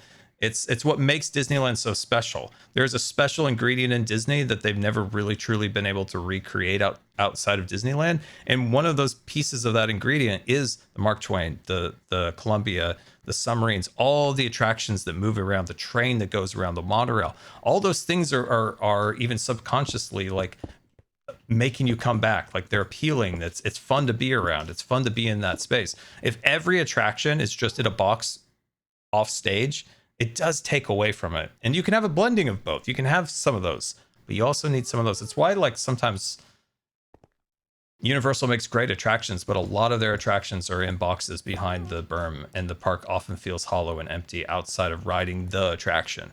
And that's kind of the great thing about those attractions, is you don't even have to ride them and you're still getting the vibes from them. You're getting the vibes, the experience. That's why like the People Mover is such a fantastic attraction. You don't even have to go on the People Mover to benefit from the good vibes that the People Mover produces in Magic Kingdom, that is. So that's why I wish they'd add more of those rides, and it's why I like was so sad when they got rid of the Rivers of America at Magic Kingdom, because that is part of the Rivers is part of the DNA of a Magic Kingdom style park.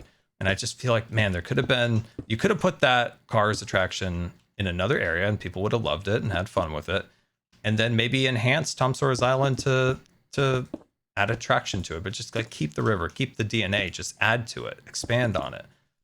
But sadly, the Rivers of America was money that they felt was not worth maintaining.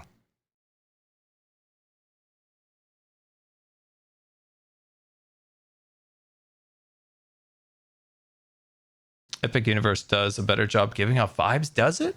I know I haven't been there, but I'm more going off of like you know, some of the other Universal parks, because so many of their attractions are just like in a box behind in a box behind, and there's very few like little slow moving fun atmospherical attractions, and that is like truly why Disneyland and Magic Kingdom always stand out over every other park, is they have the blending of the atmospherical attractions, the big thrilly attractions in the box, and it's just such a wonderful like combination.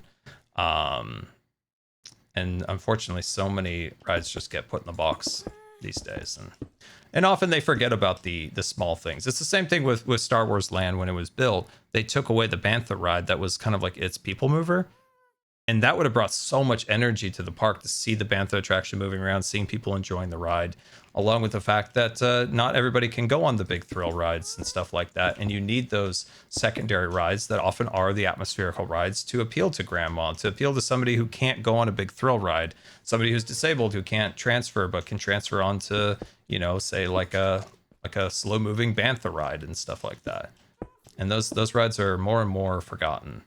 And that's what's so lovely about Disneyland, is that especially in this era of everything being projected and technology and AI and all this nonsense, it's kind of refreshing to see the street drawn carriage go down Main Street. Like it's like a cool, like kind of like feel.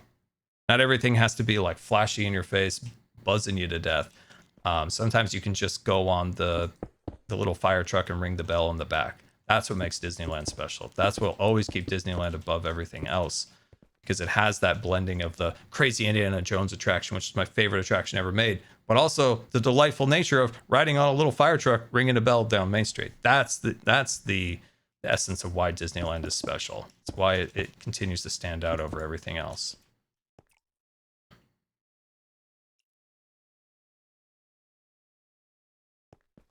That's my TED Talk. That is my TED Talk on the magic of Disneyland over other parks. What are your thoughts on Universal Beijing? Beijing? I've never been. I don't know. I actually do not know anything about Universal Beijing, but I do think I've seen their Jurassic Park ride, and it looked cool. Other than that, I don't know anything else about it.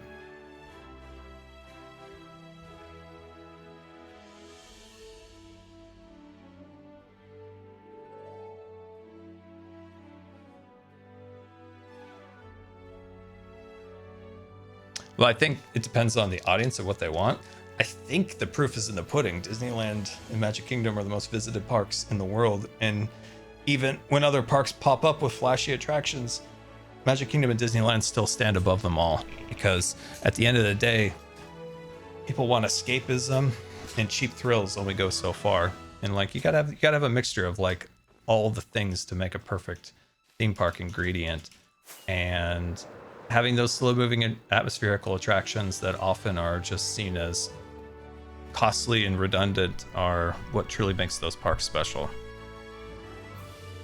Is Tango alive? I think Tango's alive. I'm pretty sure Tango's alive. There he is. See? He's up on the board. He's having a good time. I think.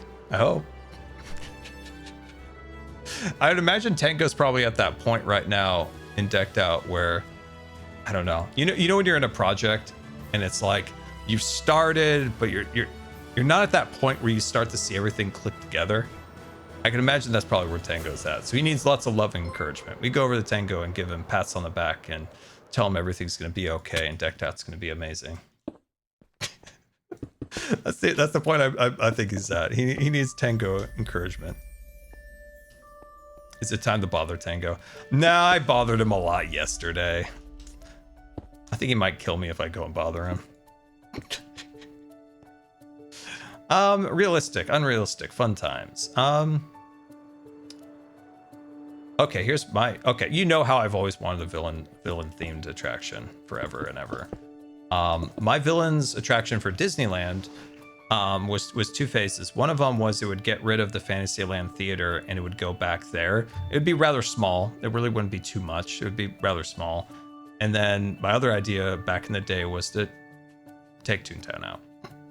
It was to take Toontown out, to be honest with you, and turn it into like a dark fantasy forest and actually make like giant fake trees that had like giant branches to really make it feel like you are in a forest, because Toontown is like the hottest land in all It feels like it's the hottest land of all lands at any Disney theme park. Well, I haven't been to every theme park, so I can't really say it's the hottest, but it feels like it's probably close at least.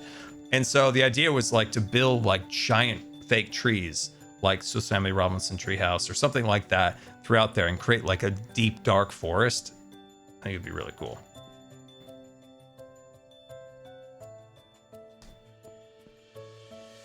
I think it'd be really cool. So yeah, that area was supposed to be my villa's land. I think the idea of having the balance of like the fantasy, happy fantasy, and then the evil area. Oh, I think that just goes so well together.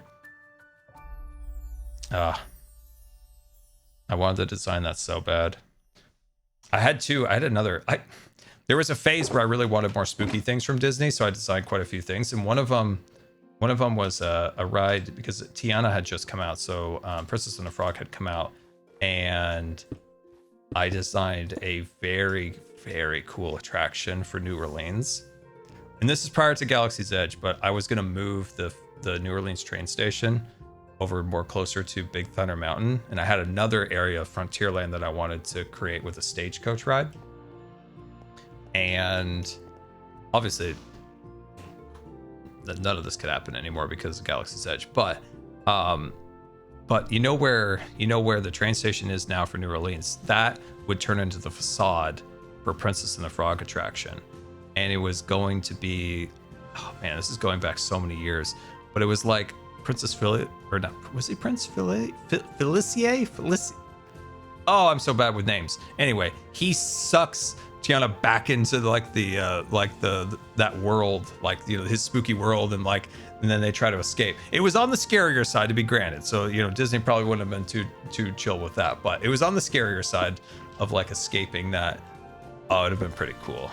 That'd have been pretty cool. So the facade would have been very much like those really cool kind of like rose style houses in New Orleans. So the whole facade would have been that, but one specific house in that line was the spooky house, and that's where Felicie was. And basically you had to escape the other side. That would have been really cool. Would it have happened? No, but it's fun to dream. I did design another, actually, because Tiana came out right when I was like the height of my like designing attractions. I made another one that was more chill, more of a book report style attraction in Fantasyland. That was more of a probable attraction that they would make. But the other one was cool because you had all the houses in a row, and then one specific house was the spookier house. Different color palette, slightly scarier looking, and that's the one you went into.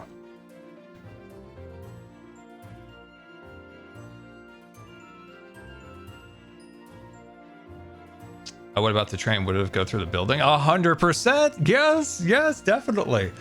Oh, yes, it would definitely have gone through and seen the interior. That's one of my, like, I often, when I design something, I try to click back into my brain as a kid and like what I loved. And one of them was being on the train and seeing into an attraction. Like, maybe as an adult, you're kind of like, oh, okay. But as a kid, there's just something like mesmerizing about being on the train and like getting a glimpse inside of an attraction. So I look back at that as a kid, I'm like, oh yeah, that's got to be in there because you want to inspire a kid's imagination or something like that, and that's a good way of doing it. Yeah, you definitely be able to see into it.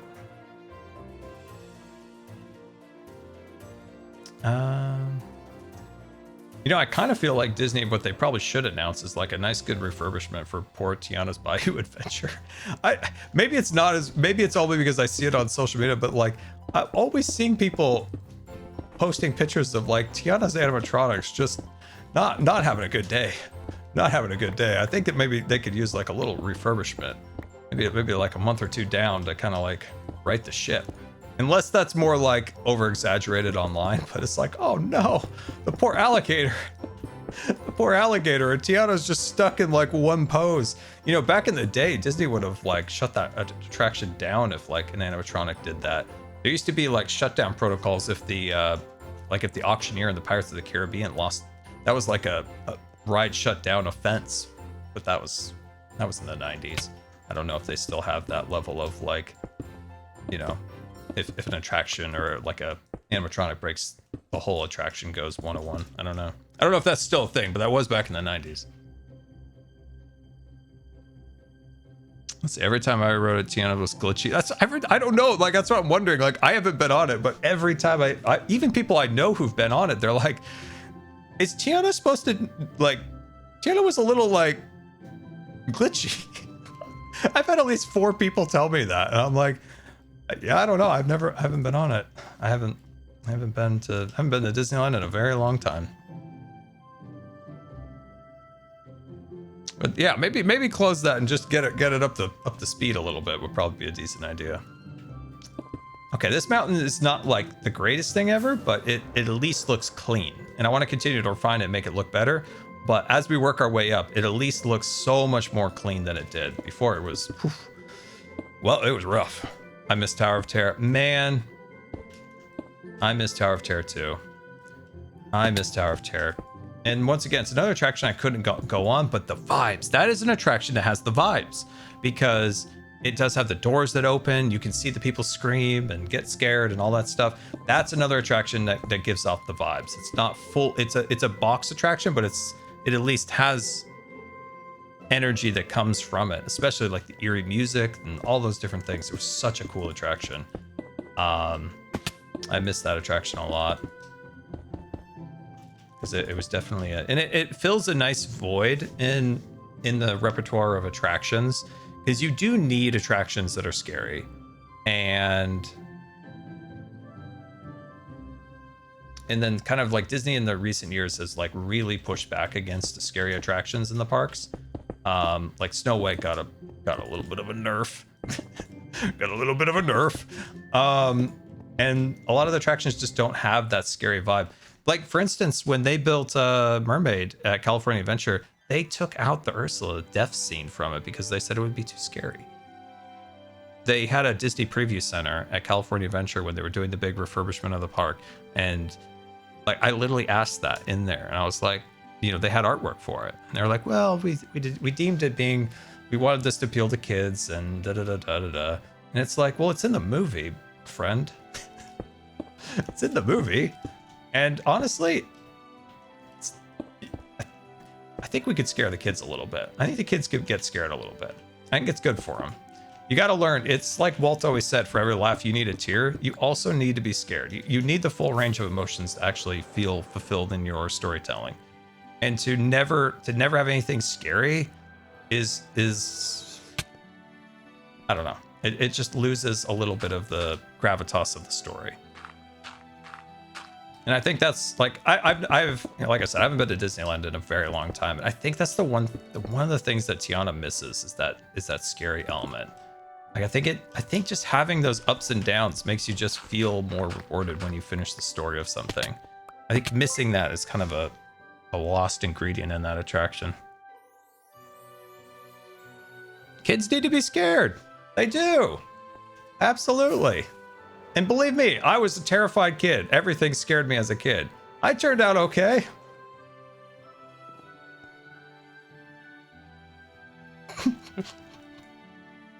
Look at me.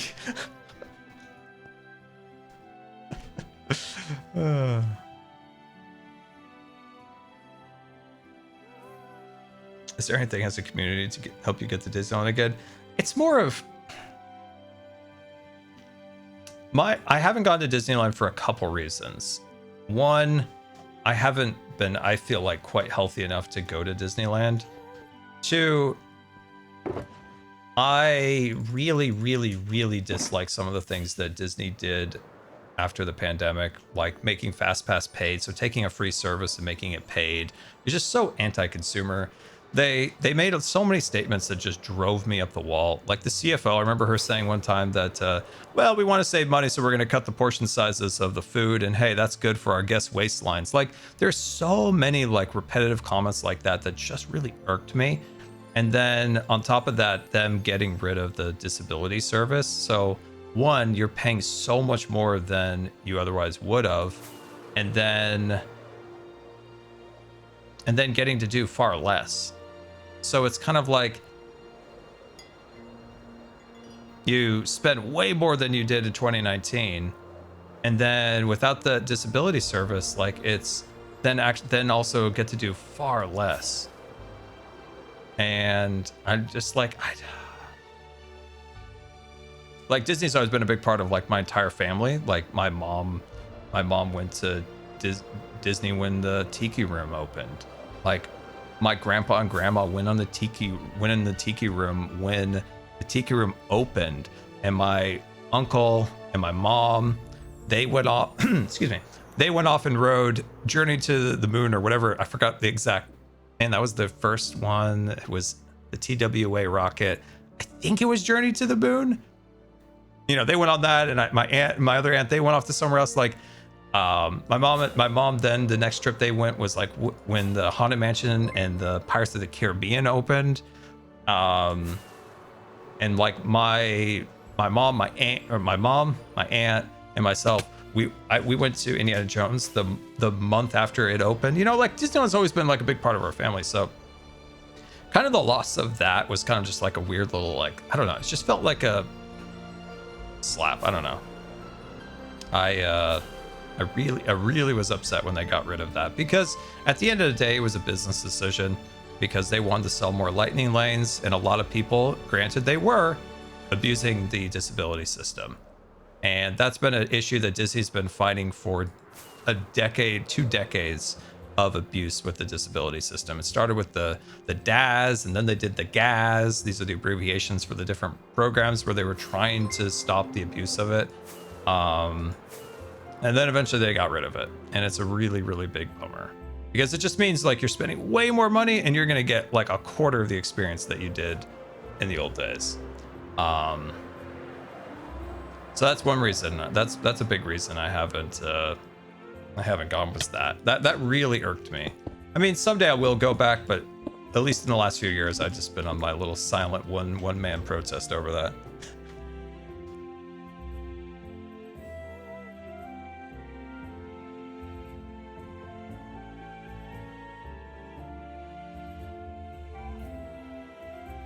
So yeah, kind of a bummer. People abusing the disability service. You know, when they did the first change, when they went to, there used to be the GAS and then they went to the DAS or something like that, those abbreviations. There was a statistic that I saw.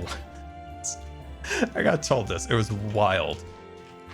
That they estimated before they switched to the DAS. So this was like this is kind of when we were going into like the 2010s, 2012s era, 23. I forgot exactly what era it was. That the original program, it was like 15 or 20% of the park at that time was using that program. And it was like, it was just getting overwhelmed. So then they switched to the DAS, and that one seemed to have worked better. I think that one seemed to have worked better for them, having people be able to just say, like, instead of like always just going right to the front of the line, it was like, hey, you get a return time, you come back when you've waited your virtual self in that line and stuff along those lines. And that seemed to work for quite a few years. But yeah, then they got rid of it, because I think that was a better system for them overall. I had this lady one time, it was in the Haunted Mansion queue. It's like 2008. She comes, she like comes up to me and like, we're just waiting to go on and stuff. And she's like, yeah, I love learning about this disability thing. Helps me get through the lines faster.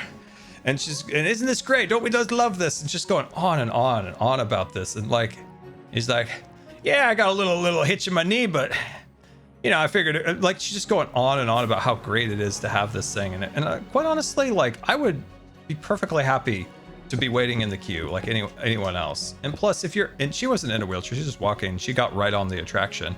But if you're in a wheelchair, you wait so much longer than everyone else. So it's not a good thing. It's not something to be excited about.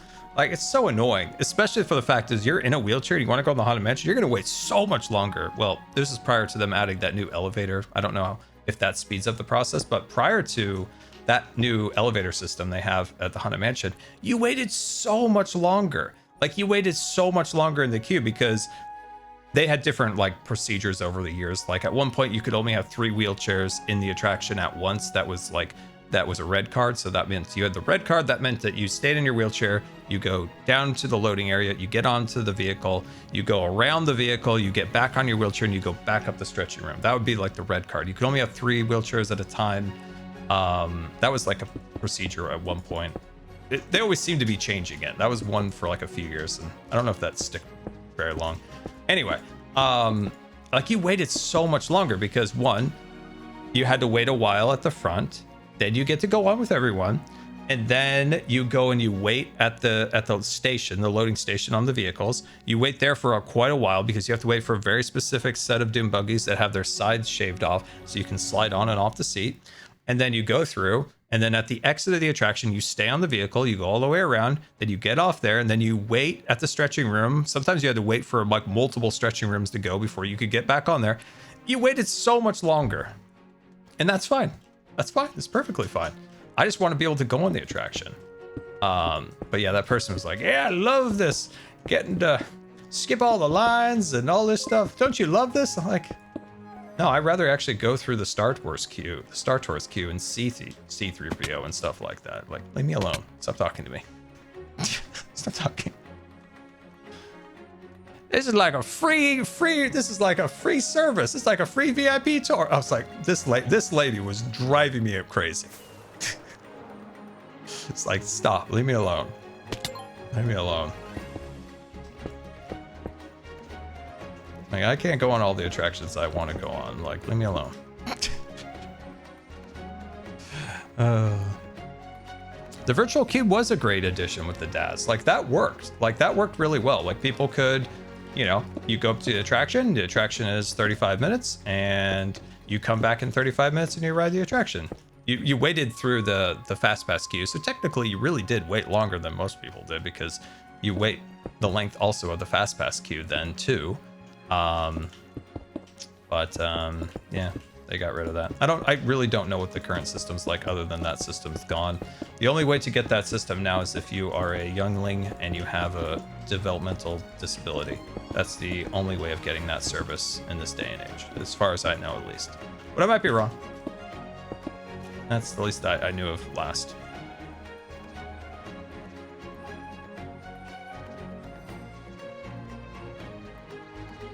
Dude, there were so many people. I can't tell you how many times I knew of people like that were like, you know, like in their 20s or whatever. They would just rent a wheelchair to like skip the lines, and then they realized like the wheelchair doesn't instantly grant you the ability to skip a line, and they would just abandon the wheelchair. Because a lot of attractions now, like a wheelchair could just roll right through the queue. And then when they found out about that, they would, you know how many wheelchairs have been abandoned because of that? It's hilarious. When they find out like at California Adventure, you can't just like roll into the exit on like California Screaming or whatever. You actually have to go through the queue. And then they're just like, yeah, forget it. Just leave the wheelchair off to the side. That's so silly. It's frustrating because there's people who genuinely need the systems to help them so they can experience the parks, you know? Like those people don't want like, they're not looking for like anything special. They just want equal access so they can enjoy the experience too. And it's annoying when people abuse stuff. But more annoying is when executives get rid of something because they want people to buy lightning lanes. People always, you know, like, I love Disney, but what I love about Disney is the artists who create incredible things. Not a huge fan of the Wall Streeters in the C-suite. Never have. What I do love is the artists. I love the people who create things for the enjoyment of others. Those are the people that are cool. Those are the people that do really cool things. And I respect them. Not so much the C-suiters.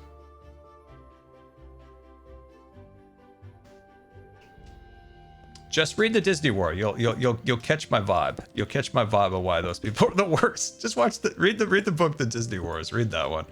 Read that one. Have fun with that one. God, I think Eisner spent more time fighting with his executives than trying to come up with any good attractions or movies in his latter half of his time as CEO.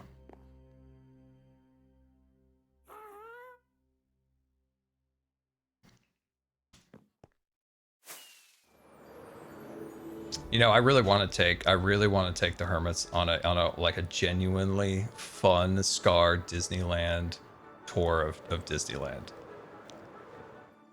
Like, my tour is not the tour that the plaids would give. Like, my tour would be like, oh, cool, like, you know, some basic Disney stuff, like, hey, you know, the fire station up here, obviously that was Walt's apartment and this and that, and oh, hey, by the way, this is where somebody got their head lopped off. It would be a mixture of lighthearted things and very dark things. The stuff that they don't tell you on the Disney tour, on the Disney plaid tour. Oh, it would be delightful. This is the time when the hippies took over the park and they staged hundreds of Anaheim and Los Angeles police backstage because they thought they were going to riot in the park. Which they kind of did. It was kind of a nothing burger in the end. But there's so many like hilarious Disney trivia things that they don't tell you on the tour. I think technically they weren't hippies. They were something called yippies. I forgot the definition. There was a different definition back in that era. Yeah, it'd be a cool tour. It'd be a cool tour, a wild tour. Go down that. We talk about the things that Disney doesn't want you to know.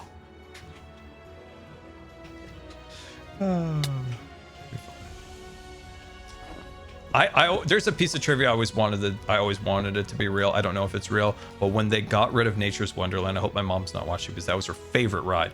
But when they got rid of it and they were building Big Thunder, you know, come on, this was the 70s. You know, they kind of did wild stuff. They took all the animatronics from the attraction. I use animatronics loosely, but you know, there was a lot of like, you know, mild motioned animals on that ride.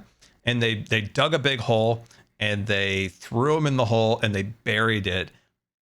And those animatronics are in a grave still somewhere in the, well, actually I know where it would have been in the park if that's real. I don't know if that's real. I really want to know if that was real. I heard that from somebody who should probably know something like that, but you never know. I could have just pulled my leg. But so basically where that location is would be where the barbecue restaurant was prior to Galaxy's Edge. So now that's kind of the entrance, the frontier entrance to Galaxy's Edge. So it would be somewhere around there would be where the hole was that they buried all of the stuff that they ripped out of Nature's Wonderland. I want that to be true. I want there just be just this big grave of like deers and armadillos and bears and stuff like that. I want that to be true. I don't know if it's true or not. I really don't, but I want it to be true. I'm not gonna put it past them. It was the 70s, you know.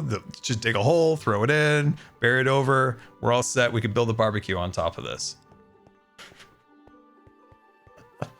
Try to think of other unhinged things. I mean, when you have a park that is 70 something years old, that has had billion people something come through it, there's a lot of crazy history. Like there's a lot. It's when you think about it in that terms of like, truly how many humans have had an experience walking through those turnstile gates in those years consistently for 70 something years. Millions upon millions upon millions upon millions of people go through those gates. There's just an endless stream of hilarious stories.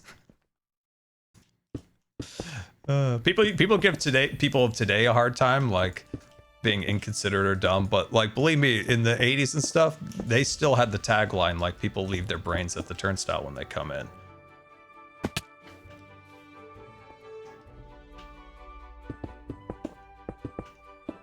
If I was an executive, one thing I would bring back, I know, this is why I would never be an executive, because I don't think everything has to maximize profit. Like you can have your Disney Emporium, and the Disney Emporium can sell all the classic things that make Disney big cash dollars, but like maybe a couple stores around aren't purely focused on profit, but more on vibes. And one of those is the One of a Kind shop that used to be in New Orleans. And the One of a Kind shop was a shop that sold one of a kind things. It sold antiques and nothing that was Disney branded IP. anything along those lines. Because New Orleans used to be considered kind of like the high-end area of Disneyland. Like you had your perfume shop, you had your jewelry shop, you had the glass blowing shop, you had the one-of-a-kind shop, and it was just more of like an adult-focused area. And I think that's when Disney was like at its best, when it was like making sure there was something for everybody in their parks. Like this area is very kind of like catered towards adults, and they can enjoy that, and kids can enjoy this instead of just kind of a mixture blah. I'd bring back the one-of-a-kind shop. That shop I think is really cool. Plus, there's a lot of history with it because like Diane Disney used, no, not Diane, Lily, Walt's wife, she used to. This is a crazy story. She used to shop there all the time, like in like the 70s and 80s. She would shop there, and like the cast members would see her there all the time. Like she would come in there and look at like different pieces of furniture and this and that. And like it's like a crazy thing, but unfortunately it got ripped out in the late 90s during the Paul Pressler era. Paul Pressler was the parks chairman then, who is far worse than Bobby Paycheck ever was. So if you're familiar with Bobby Paycheck, who became the CEO, who was a horrific CEO and parks chairman, there was an even worse parks chairman named Paul Pressler and his protege, Cynthia Harris. Those two were genuinely worse. I would take Bobby Paycheck over them any day. That's how bad those two were. That's how bad they were. I would just, like if I was in charge, like there would just be, like I know that's why I would never be in charge, because like I would be adding things that don't make money. Oh God. Like I think it's so cool that Magic Kingdom has a barbershop. Like that's the stuff I would like add to the parks. Now I wouldn't go so far as add like a corset shop again, like they had back in 1950s, but in a piano store. I don't think those are necessary, but I would add like a barbershop to Main Street at Disneyland. I think that's really cool. I think it fits the vibes. I think Disneyland needs to kind of get back on the vibe train, not the cash train. But that's why I'm not an executive. They used to sell Steinway pianos on in Main Street, and also ladies' undergarments. You know the shop at Main Street with the porch out front? That's where the guys were supposed to wait. Well, the ladies got their undergarments. That is a true fact. That's an old Disney fact. It's my favorite Disney movie. I don't know. Here and Pier, I've always been a Disney parks guy more than a Disney movie guy.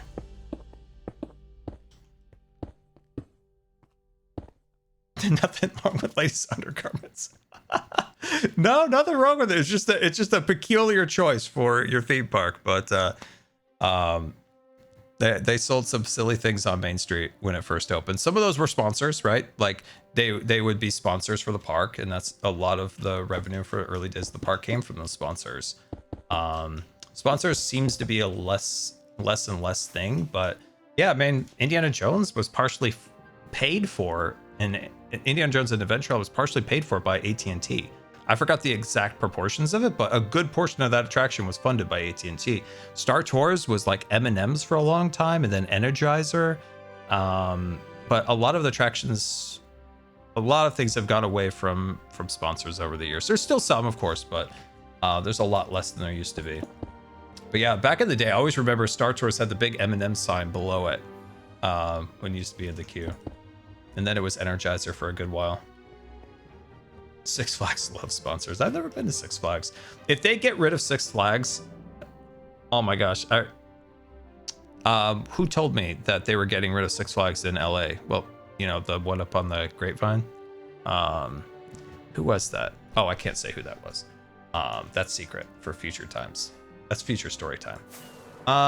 But yeah, they told me that they were getting rid of that, and I was sad, because when we used to drive from Northern California to Southern California, when you would see Six Flags up the mountain, you were like, oh, we're almost here. Clark Griswold, we're here. Wally World. It was so exciting. Like as kids, all three of us would be in the back. My brother's elbow would be in my side for 6 hours, and I was in pain and anguish. And then when we saw that, everything felt right with the world. I hope they don't get rid of it. I've never been there, but I hope they don't get rid of it. Sarah, is your favorite character Snow White? No, I don't think so. I mean, nothing wrong with Snow White. Good character, important character, but probably not my favorite.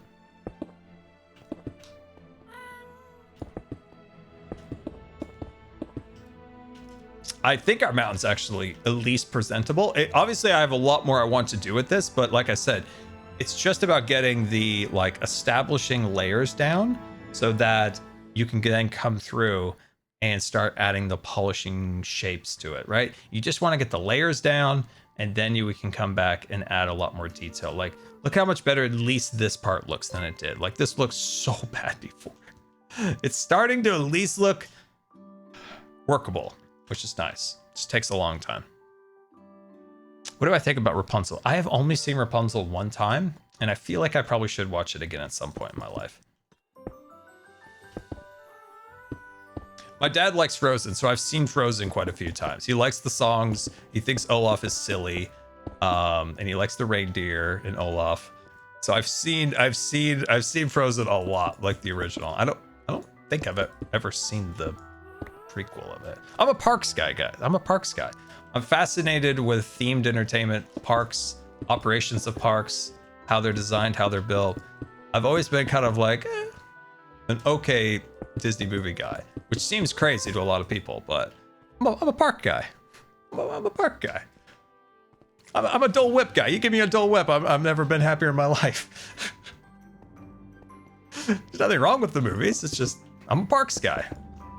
That's probably why I get upset a lot about when parks culture gets taken away, and it then, like, you know, studio IP gets infused into original parks IP, like original parks content, like say Figment or Bluebird or Orange Bird, not Bluebird, or like original attractions getting rethemed. Like, it pains my soul because there's not a lot of us that are parks guys, but it's sad when it happens. And if you really want to know, that is one of the things that I hate so much about the word Disney adult, is that Disney adults love it. They love seeing IP replace like classic, original, Imagineer created IP. They love to see it taken away. And they love to see like a good $15 cupcake stuffed in it. Ugh. Have I ever seen Jenny Nichols videos about Star Wars, or the Star Wars Galactic Cruiser? I did. That was one of the greatest takedowns I have ever witnessed in my life. That video probably played in the hollow halls of not Anaheim, but Burbank. It probably played in the hollow halls of Burbank. Oh man, that attraction had so much potential. The Star Wars Galactic Star Cruiser Hotel had so much potential, but unfortunately, I don't know what happened with it.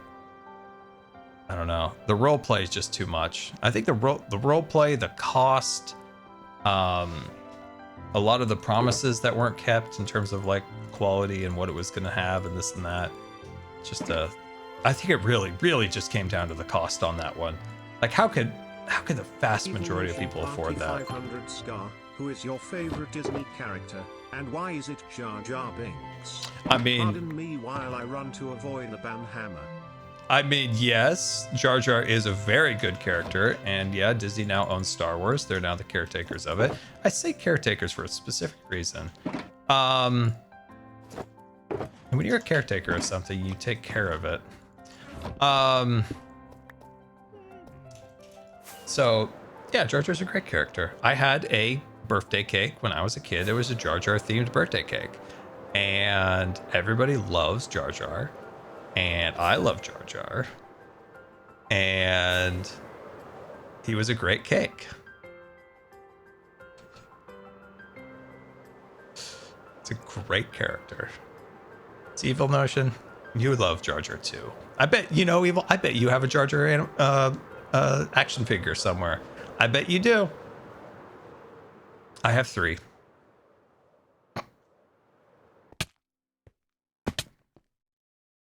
Dude, I've never given up my love of Jar Jar. Everybody now thinks Jar Jar's cool, and they're like, "Oh, Jar Jar's turned out to be kind of like a cool guy." Like da da da da. No, I've been a Jar Jar man my entire life, and I will stand by it.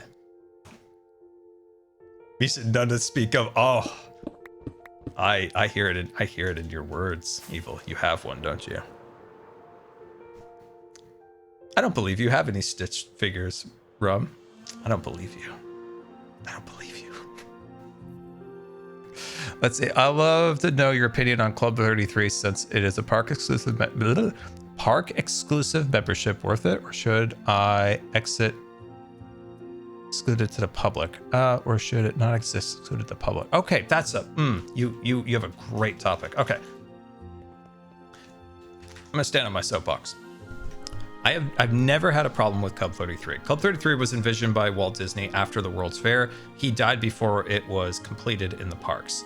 And the Club 33 was always kept from the public to be very, very secret. It was the only place in Disneyland that sold alcohol. Disneyland sold zero alcohol. That was a huge thing that Walt wanted to make sure never happened in that park was alcohol sales. And the reason was that the connotation with like themed entertainment, amusement parks, seaside piers or whatever was like, oh, everybody's drunk and it's a mess. And one of the things that Walt wanted was Disneyland to be super cleanly, and one way to keep guests from misbehaving was to not serve alcohol. And so he did not have alcohol served in the park. Where it was served was Club 33. Club 33 was it is an exclusive membership club built into Disneyland in New Orleans Square.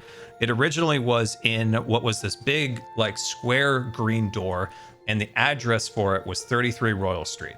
And hence the name Club 33, 33 Royal Street, and the little sign above it. The only way that anyone knew about this, especially pre-internet, was that you knew somebody who went there, because it was so deep in Disney's lore that Disney never acknowledged Club 33 in the early years. And the only people who would ever mention it would be like celebrities. Like specifically Michael Jackson, like he always talked about it, like, but it was a very, very, very secret thing, and Disney did not flaunt it to its average guests. And I think that was very admirable of Disney, and I think it's perfectly fine that they had this exclusive club, because they didn't shove it down the throats of their average guests, and they didn't tout it over the heads of their average guests. And I think that's perfectly fine. If you want to have the super swanky place for rich people, that's perfectly fine. Just don't hold it over the heads of other people, and don't take experiences from the guests and give it to them, right? Like Disney didn't do that in the early years. So I never had a problem with Club 33. My brother and I wanted to go there so bad. Like it was a dream. Like when it was something that was so secret that probably like 1% of the people in the park even knew what it was back then, before the internet, before, you know, everybody has to say something about everything. And then in the early or the later 2000s, they decided to expand it. And the original Club 33 look, feel, and stuff in there like really felt like Walt.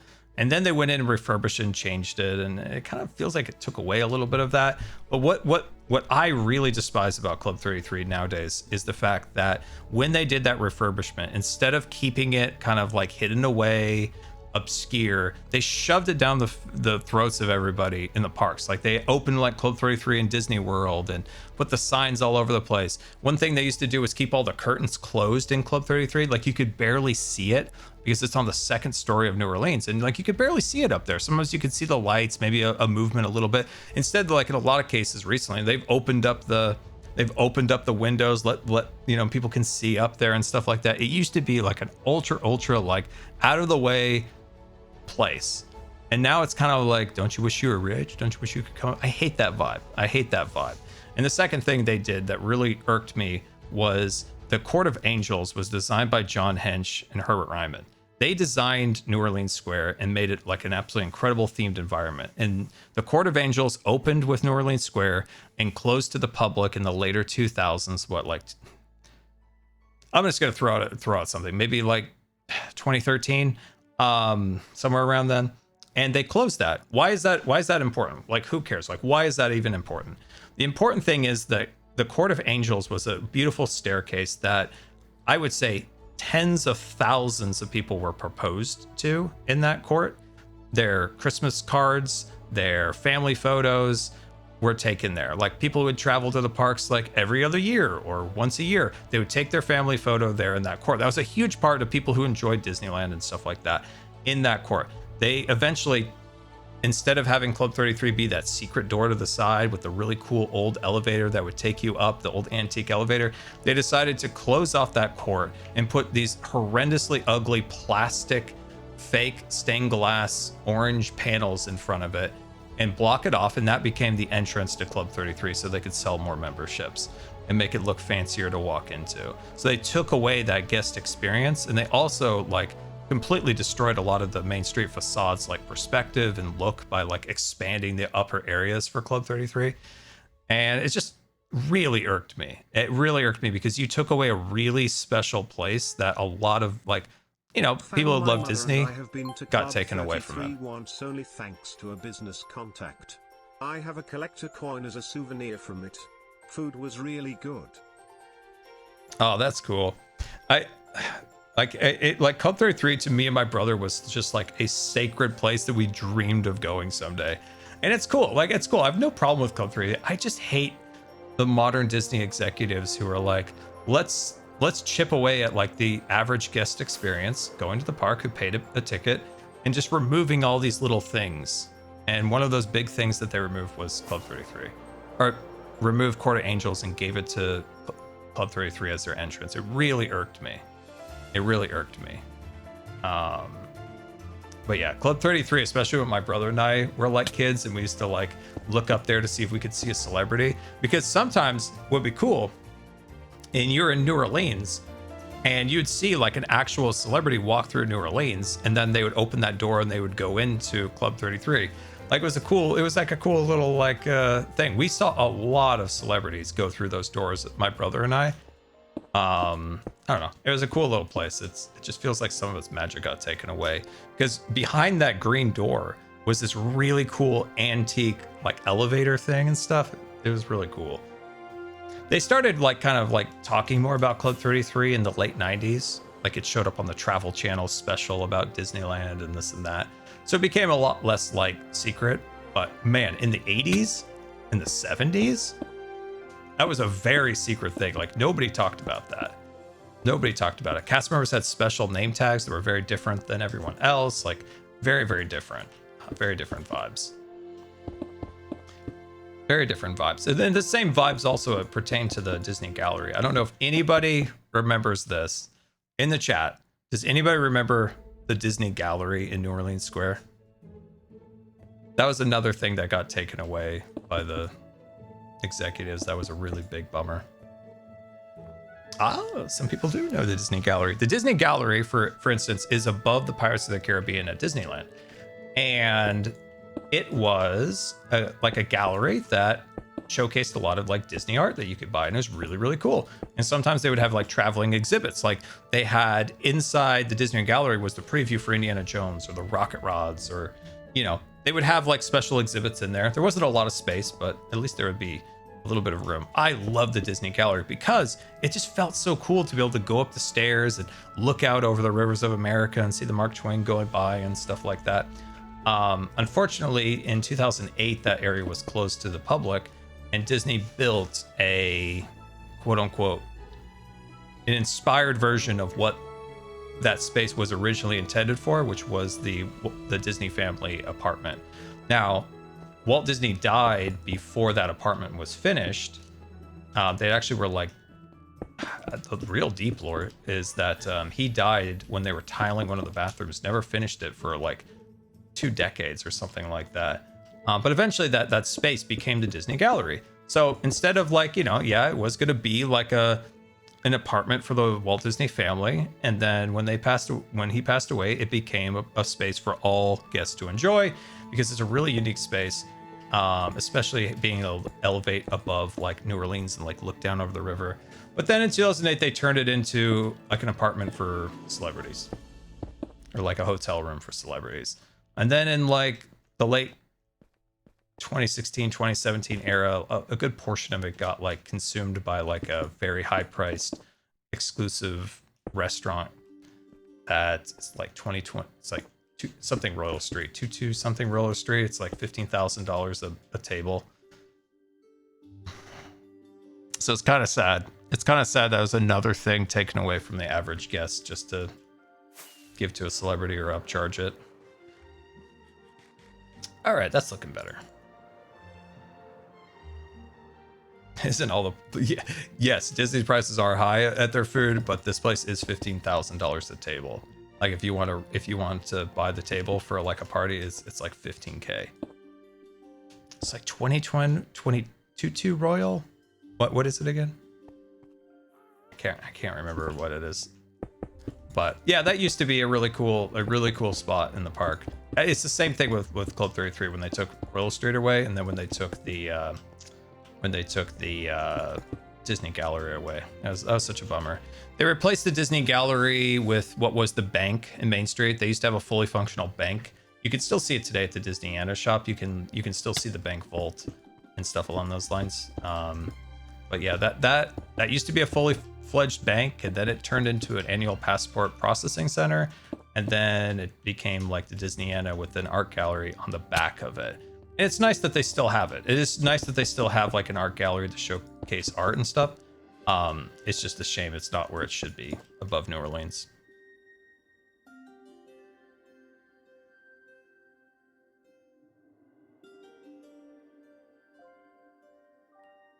What are my thoughts on Disney? Their Hawaiian hotel? It looks cool. I think Joe Rohde did a fantastic job on that. Joe Rohde did such a fantastic job on that hotel. Like he did a good job. And I don't know. It's hard for me to say this because I feel like I might be overstepping my place, but it feels like, I don't know. Don't get mad at me, but it feels like a Hawaiian hotel and not just like a glass skyscraper that you could like insert into any place around the world. Like Joe Rohde, when he designed the Hawaiian hotel, like he really tried to make it feel as best you could blended into the environment by like creating like beautiful artwork inside, creating like the vibes and colors of the islands and stuff like that, instead of just making another glass box and being like, yeah, that hotel could be in Hong Kong, New York, Boston, wherever. Like I do think that Joe Rohde did a good job, but I think that's more of like an actual like a Hawaiian to say like, yeah, that fits the vibe or not. I just think it does, but I think a person from Hawaii could probably make that determination better than I can. To my outside eyes, it feels like it, but All right, let me check the chat. Any in the rooms have barely any Disney references? Yeah, that's Rohde. Rohde was an amazing Imagineer. Unfortunately, I was in the same room with him and I did not get to meet him, but I got to hear one of the craziest, amazing presentations I have ever heard from somebody at Pixar with him. It was just an absolutely incredible presentation. It was like an hour and a half of him like saying, hey, us Imagineers, who do we stand on the shoulders of, basically? And who are we standing on the shoulders of for themed entertainment? And he goes all the way back to like Roman times and is bringing up like theme parks and themed restaurants and all this stuff, and then going into like the medieval era and this and that. And it was like, whoa, like who would have thought there was these like crazy themed like things from like thousands of years ago. And like Paris had this wild, oh my God, I think it was Paris or something, had this restaurant like hundreds of years ago where it made it look like you were on a ship. Or it was not hundreds of years ago, but it was probably like in the late 1800s or something, where like you went on the ship and they pretended you were on a cruise and all. It's just, it was like crazy. It was such a cool presentation. But the rules were, because I wasn't a Pixar employee, I was only a visitor, I wasn't able to talk to the guest speaker. So I didn't get to talk to him.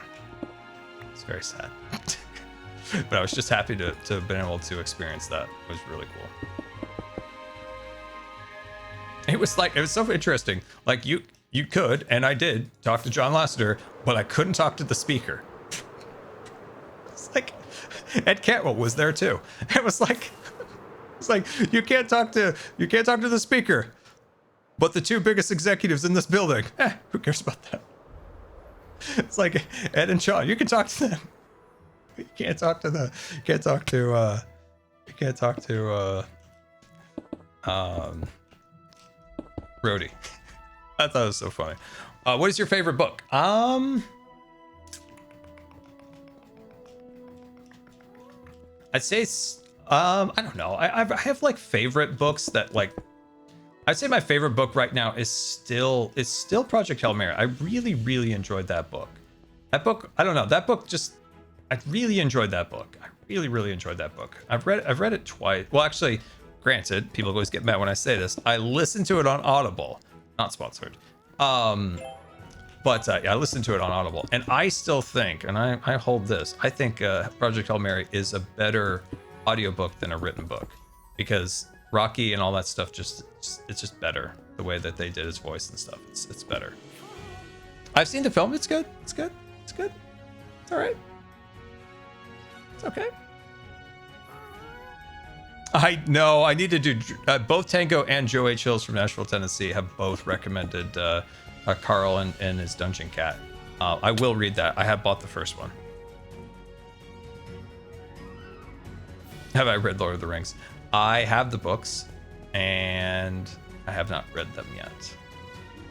Then I got the audiobooks, and I have not listened to them yet, but I will. I know when I watched Lord of the Rings, and I know when I get so. Oh shoot! I can't talk about that. When I watch Lord of the Rings, I'm gonna love it, and when I read the books, I'm gonna love it.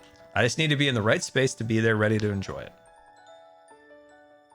That's my favorite snack.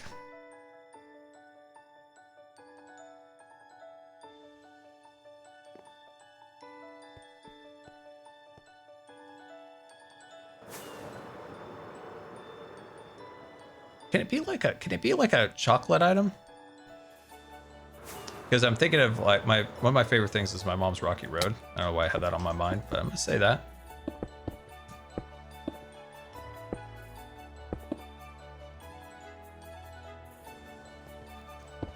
Is that a Wild Cleo raid? Hello, Wild Cleo raiders. Welcome. Hey, where is Cleo, by the way? I have not talked to Cleo very much lately. Where's Cleo? I want to talk to Cleo. Somebody tell Cleo I want to talk to Cleo. I haven't had my Cleo fix in a while. Tell Cleo. I haven't talked to Cleo in a while. No, I'm sad. Okay, this looks better. I know it's not perfect and it looks a little hokey dokey, but that's okay because we can continue to come in here and like refine it. It just at least looks a little slightly less hokey dokey.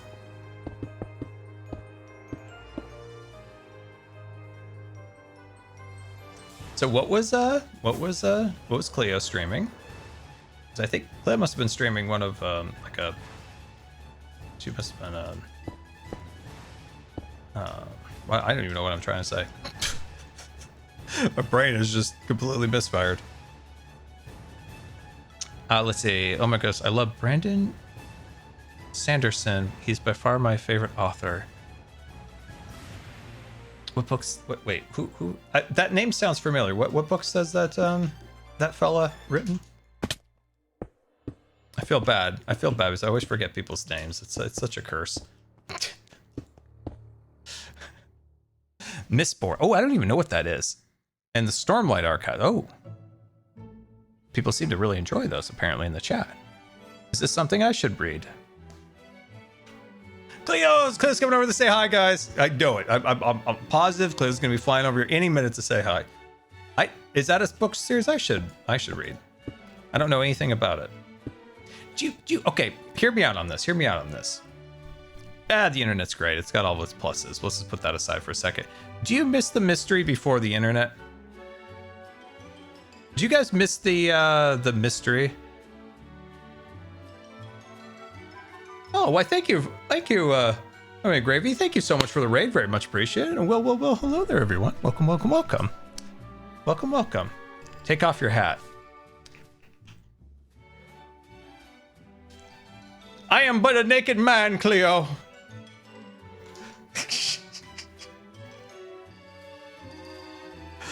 Oh, okay. Thank you for the raids, much appreciated. Very much appreciated. Did you guys miss the mystery before the internet?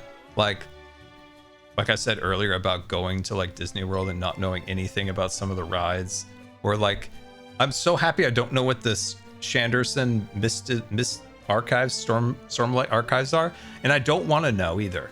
Like, I'd like to read it and not know a single thing before I go into it. It's why I've started to go off of trailers. Like, I barely watch trailers anymore. Unless it's Star Wars. Oh!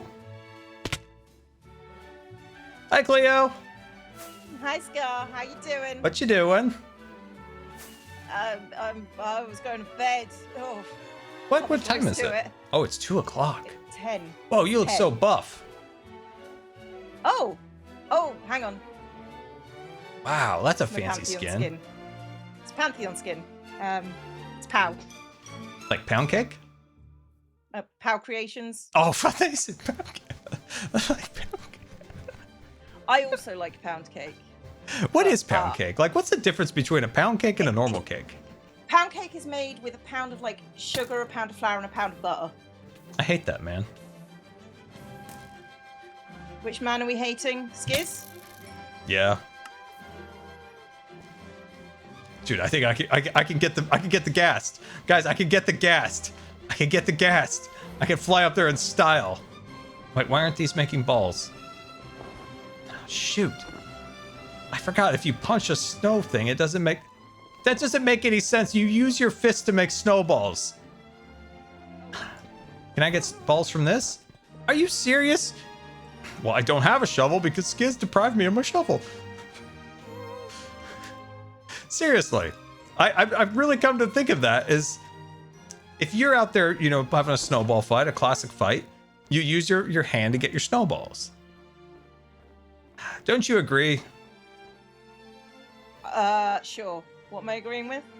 That you should be able to break like this and get balls because you're making snowballs and you make snowballs with your hands. You get real cold, but it's worth it when you throw the snowball.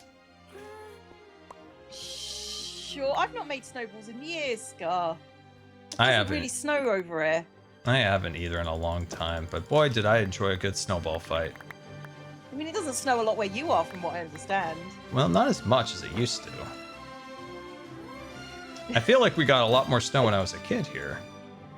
Probably did. You probably did. Yeah, probably. So sad. Yeah, we used to There's get... a reason for that, but yeah. Yeah. Yeah. The last time we've had a good snow was like 2020, I don't know, 2021, 2022, I feel like. I think it might be earlier than that over here. Yeah. It doesn't snow an awful lot. It rains quite a bit. Yeah. 51% of our days are overcast, but in general, yeah. Oh, we could use some rain over here, Cleo. The fires at least are a little bit better than they were, but yeah. Look, good. down south, in the UK, it does look like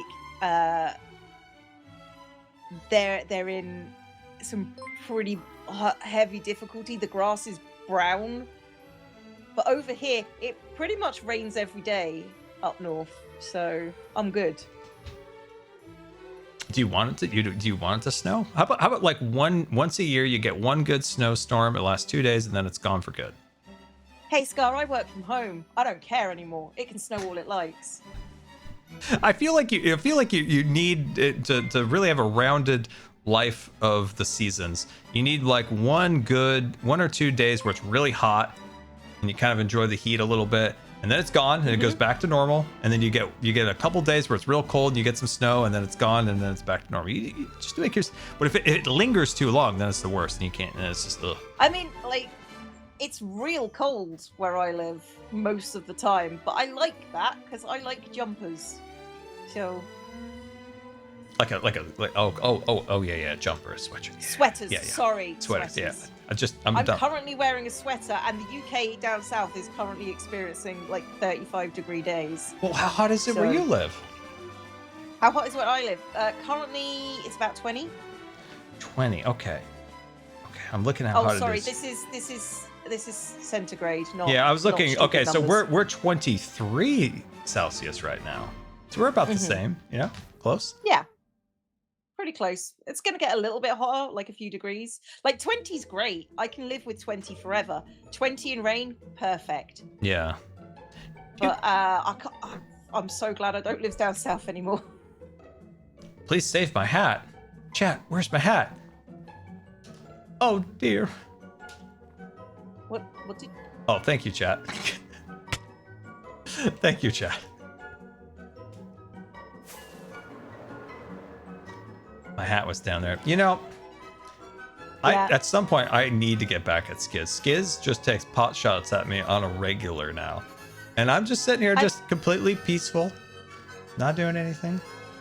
I'm a peaceful man. Yeah, you are a peaceful man.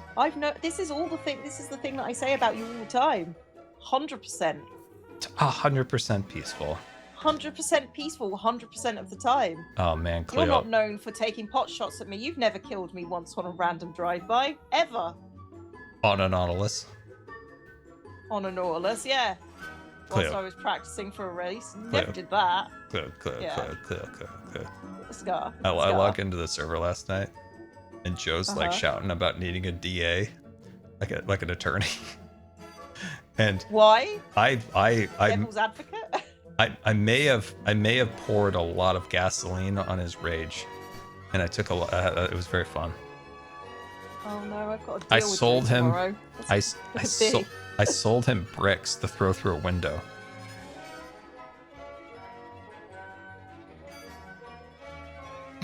Who's getting the bricks, Star? I don't know. You'll find out. But somebody got some. I sold him bricks in an armor stand. It all happened so I fast don't- I didn't even get to even record it. I don't know, Scar, that that's a good idea. To like when Joe gets mad. What was Joe mad about? What was Joe mad about? God, you know what is crazy is I don't remember. I just remember making about 3 diamonds off selling him some bricks. That's wild because Joe doesn't get mad about anything. He was all angry, and I showed him how to make a grievance. Oh, yeah, I something about his redstone. I can't remember, but I did make some diamonds off him. It was very funny. I enjoyed it a lot. Like, I don't think I've messed with his redstone. Yeah, I wouldn't. I wouldn't. I don't think I have. Like, I'm concerned that it's something I've done because I'm his neighbor. I don't think so. I think it was egg. I think maybe they adjusted something, maybe when they were building the shop, and so then he had a vendetta. It was very funny. Just because I sold him the bricks. I just think it's funny. Like, they've not done anything to me, and I just kind of amuse me. Oh wait, you're an egg person. No, I'm not. Oh, I thought you were an egg person. No, I'm not. You just Like, if they like they're contracting me out to do stuff. Oh, Like, okay. I've got to do armor stands. That's something that I need to do in the next couple of days when I'm actually not running on empty. But they've contracted me to do like armor stand people in their shop and their, you know. Oh, like in the like eating at the diner and stuff. Eating at the diner, being in the bar. That's cool. They've Yeah. asked me to do stuff for that. So that's fine. That's all. That's my entire involvement. If they want me to help them with the prank, you know me, I absolutely will. Yeah, Right? yeah. The shopping district is lacking Cleo's armor standing. Scar, I'm real tired. I'm real tired. I don't want to tell you I've been sick, but I've not had a good couple of months. Oh no, Cleo! I'm sorry. That's okay. You've probably had it worse statistically. Oh, I feel bad complaining to you No, sometimes. I got some new medicine, so I fixed one thing wrong with me. So you know. Yeah, but there's so much wrong with you. And I'm not talking about the physical stuff, Scar. Oh my God, no, Cleo! I'm a well-rounded, sound human being. Sure. Keep telling yourself that, mate. I'm well-rounded, level-headed. I went on a rant, I mean, Cleo. you do have a square head. It's pretty level. That's true. I have a normal human-shaped proportioned head. It's not fully square. No. Right now, it definitely looks square. Oh yeah. Oh yeah. Okay. We're getting to it. We're getting to it. Man, I have really basic hair compared to you. Oh my God. Like, I'm just like a couple pixels. You've got like accessories and shading and depth. Oh and... yeah, I forgot. Look. I'm a real basic boy over here. I Oh my also God, have it's horns in this skin. you I got also have horns? horns in this. Yeah. Oh, dude, I've always wanted a horn. This is. I wanted a Hoffin's tail more. Thing. I think I've probably got a tail under there as well. Yeah. I'm like a satyr, so. Gills would also be cool. If you could have an accessory, an animal accessory, do you think? I feel like gills might be the most useful of anything. Like a tail, maybe you could hang off a tree, like hang out with the monkeys. They'd probably accept you. But maybe gills would actually be the most useful. Like a horn's more like for style. You're not going to be ramming anything. I think gills would be useful. Do they work if they're on me? Yeah, of course. If you're gonna have gills, you got to work like wings. If you got wings, you got to. Then wings. Yeah. Wings would be better. Work, yeah. I'll take wings. Like wings like solve a lot of my problems with. Good question. This is a good question. If you have wings, okay, you think at first you're like, oh, I'm gonna fly around. I'm gonna have a great time up in the air. Okay, good. Mm-hmm. It's really cold up there. It's really windy. Have you ever seen a paramotor get hit by an airplane? I have. Yeah, but I can wear like biker gear, like if you have a big biker coat, leathers for warmth, and what about oxygen? Just fly low. How high do you think I'm going up there? Well, you have no idea how high I can fly. You set me up for that Michael Scott joke. I'm too British, and I still know that reference. You've seen The Office. You love The Office. I actually haven't seen The Office. Really? What? Yeah. It's just everybody goes, oh, you got to watch The Office, and then I went. Do you think you could maybe just like maybe just for fun watch maybe 1 or 2 episodes? Maybe. I mean, then I'd have to figure out where to watch The Office. Oh God, you're right. That is the worst thing about this day and age. It's like, well, what streaming service is it on?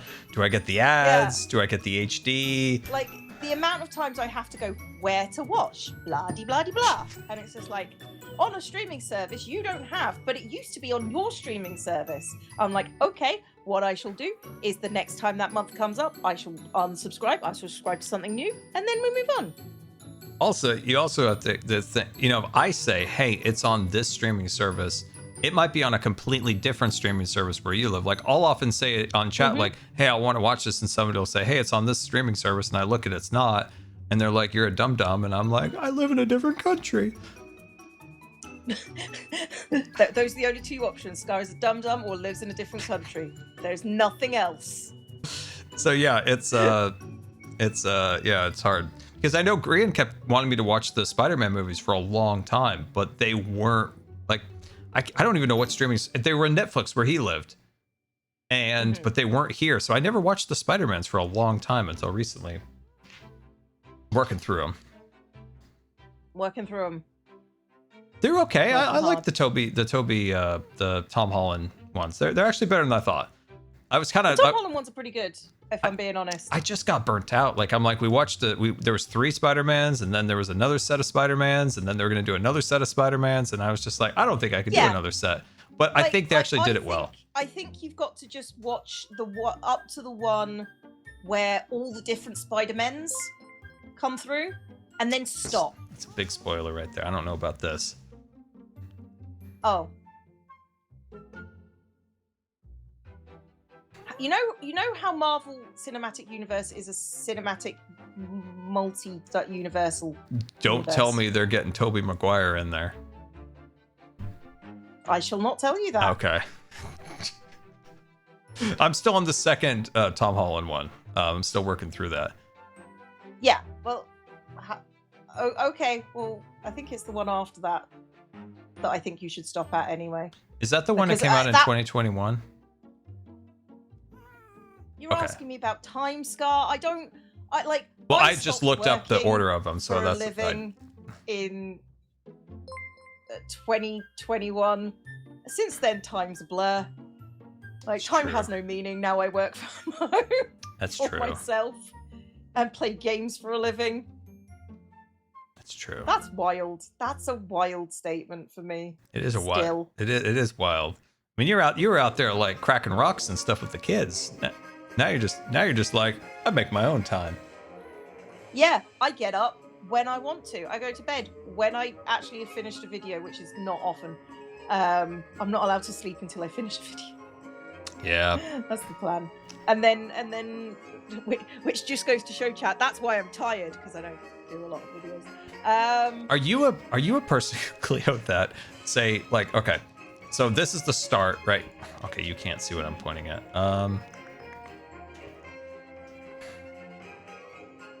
You can't see my cursor. How can I point in Minecraft? This Okay. is a question. Okay, how about I do it this way? Okay, so, jeez, no. I don't know how to help you, Scar. Like, just in general. I know, it's a struggle every day. Okay, here we go. Chad had a good idea. Okay, so I'm gonna point. Oh my god. So let's say, can you see where you can't see anything? Not that you I can't see anything. Worst idea. Can we just go blow Pearl's base up? This box is meant to be blow Pearl's base up. Did you know that? No, I'm not mad about that. I made That's that a box, concept. and I've been teasing Pearl with it. Anyway, what I'm trying to say, I'm really struggling here. Yeah. Trying to say is, if say you have point A, and that's like you need to start a video, and point B is, I'm making this worse. No, I get you. I understand. So you have a time frame where you need to get a video done. You wait until that last possible window to get it done, and then you just speed run it. Like from 8 a.m. to 3 a.m. you are just speed running. And then you're like, oh, I'm so tired. Oh, and then you need like a day to recover. And then you just repeat the process. Instead of just making the episodes slowly over a course of time, healthily. Which version of that do you do? Because I hate that you seem to have a camera in my house. Yeah. I hate that. I am a procrastinator. This is true. I will it's like just do it in one lump. I hate doing that. I seem to do it all the time. Right? I just speed run it, and at the last second, like, and it's like, no, I don't need to do that. I don't know why I do that.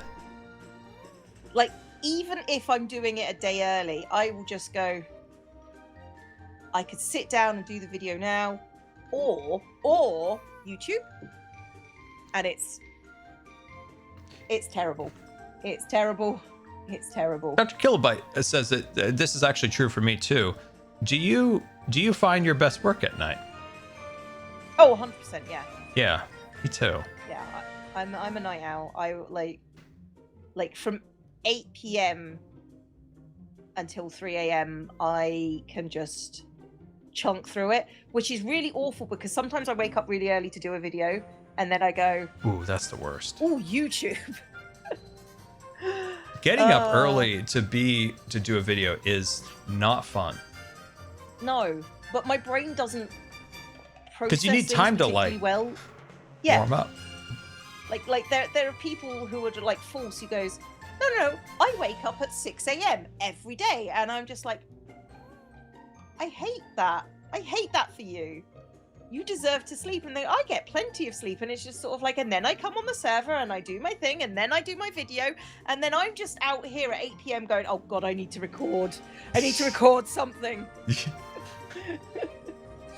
I don't know how So- Pearl does it. Like sometimes it seems like Pearl's on Australian time, and then sometimes she's on British time. Pearl is young. Is how Pearl does it. Yeah. Pearl started this in her 20s, and she has habits of a 20-year-old, Yeah. but an organized 20-year-old. True. She gets things done, and Yeah. I have always been like this, and it's a real problem. I was just saying this to somebody, I forgot who it was. I'd probably be far more successful at YouTube if especially like when I first started, if I just didn't play Call of Duty every night and just actually worked on videos.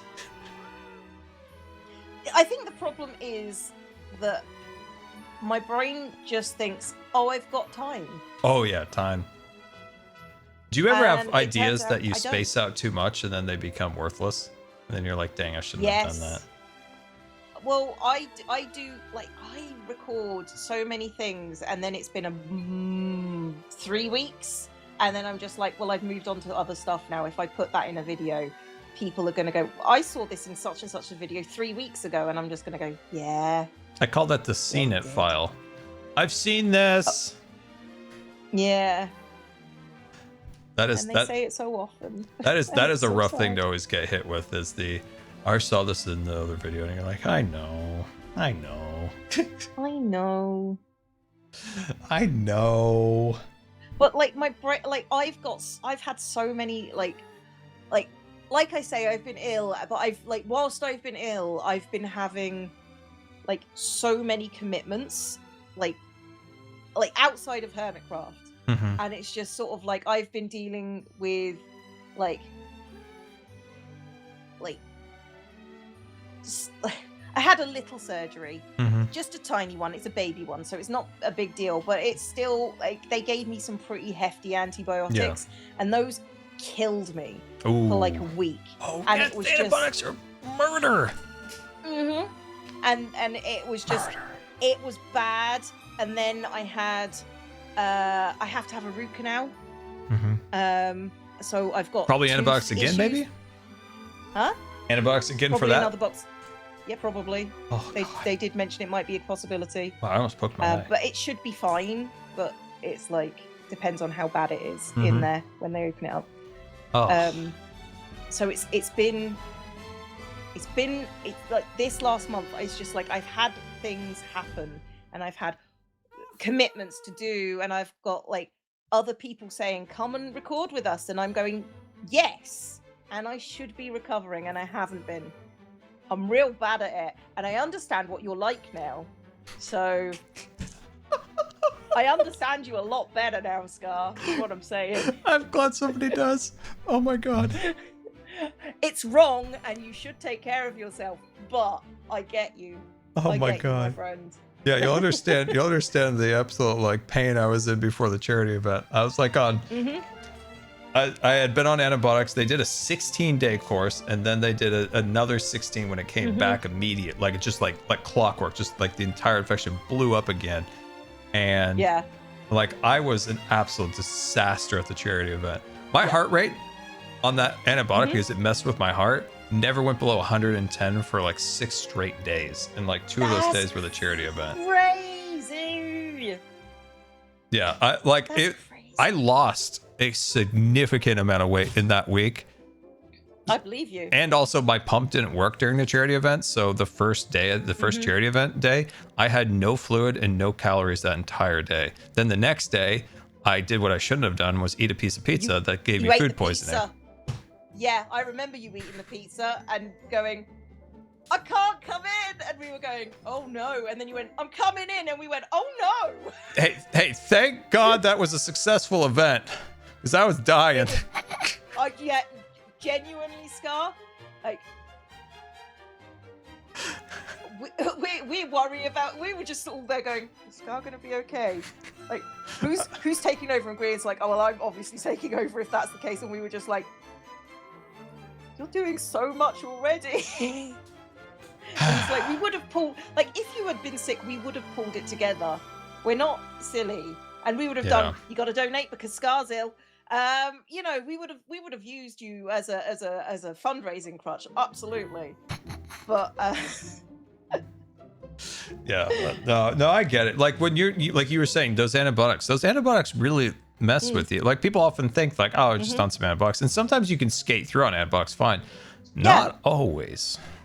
No, like I have a condition. I have antibiotics semi-regularly, but those ones, because they were like hefty, because it's just sort of like, okay, what you had is real bad, we're gonna just clean you out completely. And I'm just like, oh, and they're just going, I suggest you get the little drinkable bacteria yogurt things. Yeah, probiotics. And they said, yeah, probiotics. They Yeah. were just like, I suggest you have those for the next 3 weeks as well. And I'm just Yeah. like, great. My doctor, my surgeon, was like one of the leading scientists behind gut nutrition, specifically like healing after surgery or infections, antibiotic like use in the gut, and like he was one of the lead like one of the principal lead scientists on that, learning about like gut biome health. Like he has a whole surgeon practice, and then he became fascinated on this like one thing. So like those probiotics and stuff is like, it's cool when I was his doctor, because like he was, especially at that point, like really pushing that stuff to teach other doctors. So like when you would go see him, he would probably have like 5 or more doctors from around the world like tailing him, like learning stuff. Wow. It was really cool. That is real cool. I've learned this.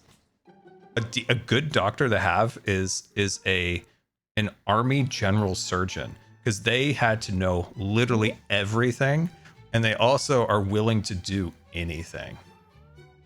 That's horrifying in a very clinical way. Like, instead of him sending you to 5 different doctors, he's like, I could do that. And you're like, please, I'm not going to wait 3 months to go see another doctor. He's like, I gotcha. We're good. We're good. Because they had to be a jack of all trades, and so they're very like, and they're very willing to not deal with also paperwork and regulation. They're ready to just go and fix it. And I'm like, yeah. That's what I need. Just come and fix me. Fix me. Don't send me to the clipboard people. I don't want to see the clipboard people. I've never met the clipboard people, so Dude, I'm sorry, Scar. Cleo, the clipboard people are the worst. They walk around in clicky shoes with clipboards, and they stare at you with their clipboards and pens. I hate them. I don't like them. Are they like Executives. Managers. like? Oh, yeah, that's not a thing. Administration. Administration don't come and see you in the UK. But I see them in the background, lurking.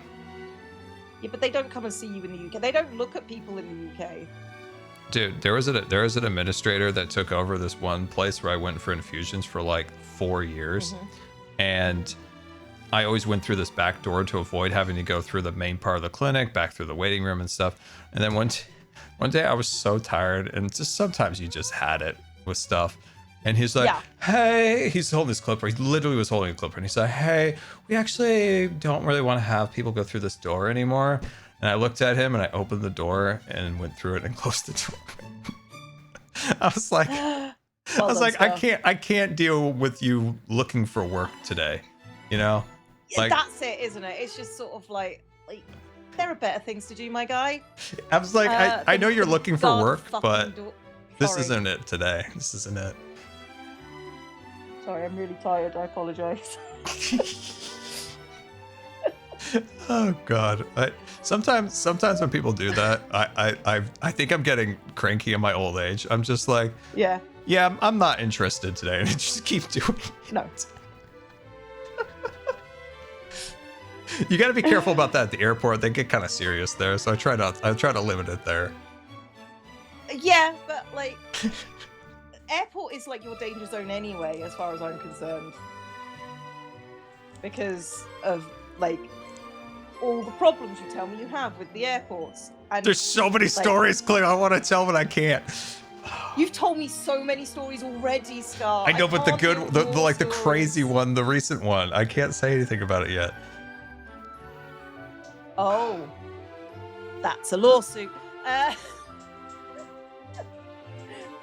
You don't have to tell me it is, but I think it probably is. I mean, it could be. It could be.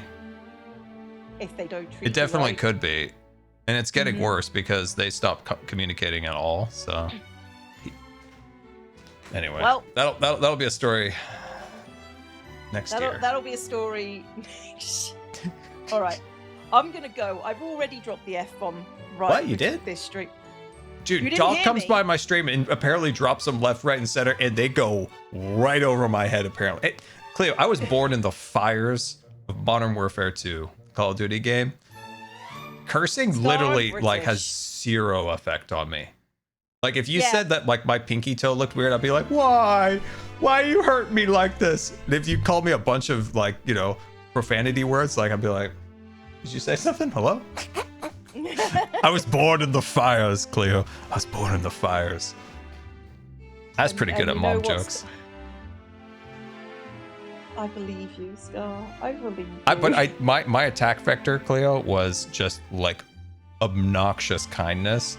And honestly, if you had some like, you know, like teenager-y 20-year-old back then when we were playing whatever, and you started saying like you loved them and stuff, oh my God, Cleo, they hated that.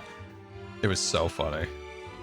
Like, genuinely, in those sorts of lobbies, I don't have to do anything good or bad to get hate from these guys. Yeah. Like, it's just sort of like, I just, like, the worst thing for these guys is being a femme-presenting person on the internet who is better than them at something. I mean, like, we used to, I remember playing Call of Duty 4, and I remember when my friend and I heard the first female ever on there, and we're like, whoa, awesome. Are you a girl? My friend was like so shocked. He was like, do you want to be, he's like, it was so funny. He Adam's like this. He's like, do you want to play? Do you want to play with us? And I'm like, don't be so awkward, you weirdo. You know girls in real life. Just because they're on the game, you don't have to be weird about it. He's, Yeah. Do you want to play with us? Certain people don't actually experience Oh, women in God. real life is the problem for a lot of them. I But he think. does. He just was so weirded out because he had never seen another female ever play Call of Duty. He was just like, do you want to play a game with us? You want to play a game with us? Which is okay, because it's at least it's not telling me to get back in the kitchen. Which, if you've ever used that joke, anyone out there, oh my God, I've heard it so many times. It's a bit stale. Please, just like, and they're still using it. I know, but it's And such it's just sort of like, I it's kind of like- feel like it was stale in 2008 during COD 4. my favorite is you're fat. How do you and I'm just know? like, okay, sure I am. Why not? Yeah, What's the I always problem? wondered that one. And That it's was just sort of such- like Clear. like the jokes are just. They're not great. They could be better. You know, It's just I hate. I don't know if like it's not that I hate them. It's just like if you're gonna insult me, at least be funny. yeah. I'm funnier than these people. My friend used And to they tell hate that people too. when they were like he used to tell people like, hey, by the way, if you want to insult him, he's in a wheelchair. And I'm like, come on, man. No, you're just giving them away in free information. One time, Cleo, this kid was being really obnoxious, and we basically were like, all right, actually, we are the ERSB enforcement team. We need to speak with your mother. And it didn't always work, but it did work twice. Mm-hmm. And we got a mom on the mic 2 separate times, and one of them was unsuccessful. The mom kind of listened, and then the kid came back. Like, I don't think she believed us. We did hook, line, and sinker one mom, and she absolutely laid into this kid for cursing online, being disruptive behavior, and basically we were like, yeah, we're enforcement, ERSB. Yeah, we work with Bill Gates at Xbox. We were just going on and on. Like, genuinely at that point, it's like you don't even need to lie. You just need to say, this is the things he was saying. Yeah, Please. it was so funny. Oh my god. Some people just Those like, games were so fun to just do things like that rather than the gameplay. Like that instant, there was probably actually I'm remembering we actually had that successfully happen a few times where we got like a parent on the mic. We're like, yeah, you know what little Billy's been doing? Billy's been saying these things, and here's the thing: like he could lose his account. Oh lose man, his account. He could get your Xbox bricked. it was so funny. Oh my god. Because like, you know, young kid, you know, he's getting excited on the mic. He's out there. You know what we would do too? We would play like 2v2s, and it was fun for a while. Then we would get bored, and what we would do is we would like get one kill, and then we would go hide in the map, and then the other two would just rage because they couldn't find us. And we were so good at hiding. I think this was like Modern Warfare 3. You could do 2v2s, 3v3s, or whatever. And we would hide and they could not find us. And they would just, so funny. Like, they would just be yelling so loud, like, because it was like 10 minutes. It was like 10 minutes because the games were like 10 minutes, especially if you didn't get the number of kills. Like if you didn't get, I don't know, 10 kills, whatever it was to end the game, 10,000 points, whatever it was. Yeah. Like, so if you just sat in a bush and I would hide in a barbecue and they would run around just screaming at the top of their lungs. Oh my God. I miss those days. Those were so fun. It does sound entertaining, at least. All right, I'm gonna go. Bye, Cleo. I need to sleep. Thanks for hanging out. I miss talking to you too. Yeah. Oh, next time we talk, I got to tell you about when we did zombies and we wouldn't ready up until they answered trivia questions. Oh, it was so See, funny. that's the classic Scar I know. All right, I'll catch you later, Scar. Bye, Cleo. Bye, Cleo. God. You got to put wings on your pants, yep, in the wings, and the hat, Yeah, and the shoes. Thanks. Bye, Cleo. Guys, we wouldn't let the people ready up until they answered Zombie trivia. The only way we're going to ready up is if you answer all 3 questions correct. Are you ready? Oh, that was so fun. That was so fun. Some people, totally cool, totally down for it. Some people wanted to murder us. And you know what? We're there for both of them. But getting, oh man, I'm going to probably go down memory lane in a little bit, remembering some of these things, especially getting the moms on the mic. Dude, if we would have made these as YouTube videos,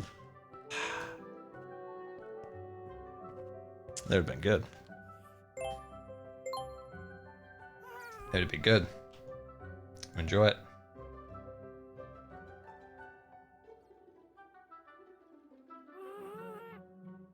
It'd be, man, what was I was gonna, there was some other Disney thing I wanted to finish on. What was it? So we talked about D23, right? We talked about Marvel. We don't really know much about Marvel. Don't know much about Marvel. Star Wars, you know, we're just kind of hoping for the best, you know, giving them positive vibes. We talked about parks. I think the things I'll say that they're on my wish list, and I fully acknowledge they're just unrealistic, but I don't know, D23's been around for like 15 years or more, and every D23 I just hope that they announce a refurbishment to Disneyland's Tomorrowland, and I don't think it'll happen. I really don't think it'll happen. I think guest satisfaction scores show that the rides are popular, people enjoy them, and they don't see the need for closing that area and doing the massive amount of money it would be to refurbish Tomorrowland at Disneyland. But Tomorrowland at Disneyland is an embarrassment to the company, and I wish that they would address that land, because it's a sad land. It's a very sad land. From an aesthetic point of view, it's just real rough. So yeah, that's what I really wish. You know, I've always loved Tomorrowland. It deserves more. It does. And in 1998, they refurbished the land, but they did it on a shoestring budget, hence Paul Pressler, Cynthia Harris era. And they've been trying to like fix the problems of that ever since.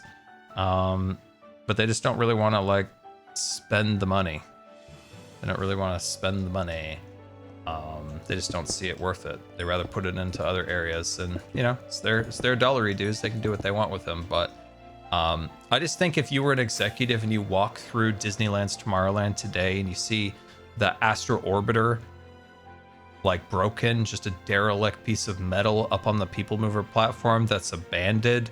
You have this giant building that once housed Carousel of Progress, America Sings, abandoned. You have the People Mover track all throughout the land, abandoned. You have a Star Wars attraction that's not in Star Wars land, feels a little awkward. Still a great ride, even today. You know, you have like the Pizza Planet now. Like what we got? Aliens? We got like Green Army Men over here. What's happening?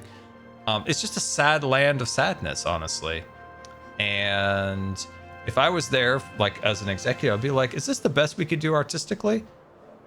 Just the best we could do? Are we doing a good job here? Are we proud of this? Because if you were an executive and you were like, yeah, I'm pretty proud of Tomorrowland, I'd be like, bro, what is wrong with you? I'll be like, what in tarnation is happening? What is happening? Yeah, there's so much cool stuff they could do. And the sad fact is that Imagineers, they're always coming up with great ideas. There has been so many proposals for things to do with Disneyland's Tomorrowland, and none of them have ever happened. Man, there was this one concept back in like 2000. It was like maybe like 2002, 3 of building like a roller coaster in replace of all the People Mover tracks. Like it was this crazy. I forgot the actual. It was a really cool style of like. It was a unique roller coaster design. It wasn't like a like a purely a gravity fed roller coaster. Like it was propelled. And it wasn't the Rock Rods, obviously. This was post them closing. It was like an alternative, like something you could do with the Rocket Rods, after it closed. There's just so many cool things. So many cool things. Scars and executives at Maddie's just disappointed. Sometimes you can see some of the, like, sometimes they'll post, like, sometimes you'll get a glimpse of, like, oh, you know what? Before Joe Brody retired, he had a proposal for Tomorrowland. There's actually a image of him working with models of Tomorrowland. And I can't even imagine how many concepts that Tony Baxter had. But unfortunately, they just have never been given the dollary dues. The Rocket Rods? Oh my God. Chat, you guys don't know what the Rocket Rods? Oh, let me tell you about the Rocket Rods. So, in the 60s, they built the People Mover. And the People Mover was, you got on these little trains and they slow moved around the Tomorrowland. And it was a wonderful attraction. Narrated, had speakers, and it would narrate and stuff like that. Fast forward to the 90s, they wanted to add like a more thrilling ride. So they decided to ditch the People Mover. And if you're familiar with like Magic Kingdom at Disneyland, so they, that would have been like similar to your People Mover. So they ditched it in replace of single vehicles. And there was it would be a vehicle like this. It would be seat, seat, seat, and in the back, 2 seats. Similar to, say, I think it's still the same, Splash Mountain at Disneyland, or now Tiana's. I think it's similar. There's tandem seats, seat, seat, seat, and then 2 on the sides. I think similar. And then these vehicles would go quickly. They zipped. They're fast. So what it would do is it would come out of the People Mover station, instead of going on a slow, like 3-mile-an-hour ride, you go in 45 miles an hour, like, you took off down the drag of Tomorrowland. But then once you got up to the end of Tomorrowland, where you had to make a hard bank into, say, I think the direction of travel was into Star Tours, you had to put on your brakes, right? And you put on your brakes hard, and they would have like sounds like car sounds and stuff like that. And the idea was just like futuristic transportation system being in Tomorrowland. Well, the problem with that is the attraction had a lot of wear and tear, because the track wasn't designed for a vehicle to go 45 miles an hour and then come to a near full stop to make a turn. That eventually the vehicles took a lot of wear and tear. The back tires started wearing out. The tires were extremely expensive. And the track wasn't really sound, wasn't fully sound to deal with like a vehicle going 45 miles an hour, taking a hard like brake, and then swerving. And the track wasn't curved; it was flat, so it curved in there. And this track was built in the 60s, and it started wearing out. And between the maintenance cost and the issues with the track starting to degrade, they closed the Rocket Rods. But Rocket Rods were a really, really fun attraction. I really love the Rocket Rods. They were really fun. And it's one of those attractions that like my Imagineer brain was always coming with ideas on how to make better. Like show scenes and this and that. It was a really fun ride, but it was only in the parks for like two and a half years at best. So maybe like 2.5 years at best. Maybe a little longer. I really feel like it's about like 2 years. But maybe 3. I don't know. I think they opened in 98, maybe closed in 2000. So yeah, about 2 years. But yeah, no, Rocket Rods were really fun. They were a really fun ride. But I would never have given up like the People Mover for them. That's the thing. They were fun, but I wouldn't have given up the People Mover. And if you see anybody saying they're going to bring back the People Mover, and I can't bring back the People Mover in its current configuration because grandfather laws and building code won't allow for it. That's my TED Talk.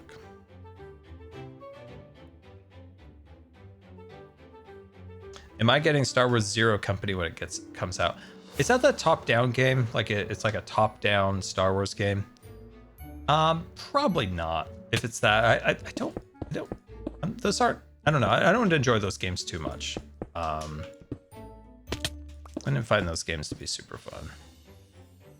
Yeah, I wish that. See, Ramble, that's the same thing with like the Bantha ride I always talk about in Galaxy's Edge. I wish they would have done. Like the park benefits so much from these like slow, enjoyable vibe-based attractions. And man, I wish there was a People Mover rebirth. Like they could, you know, they just have to redo some stuff to make it happen. The reason this is what I was told. Who knows if it's true.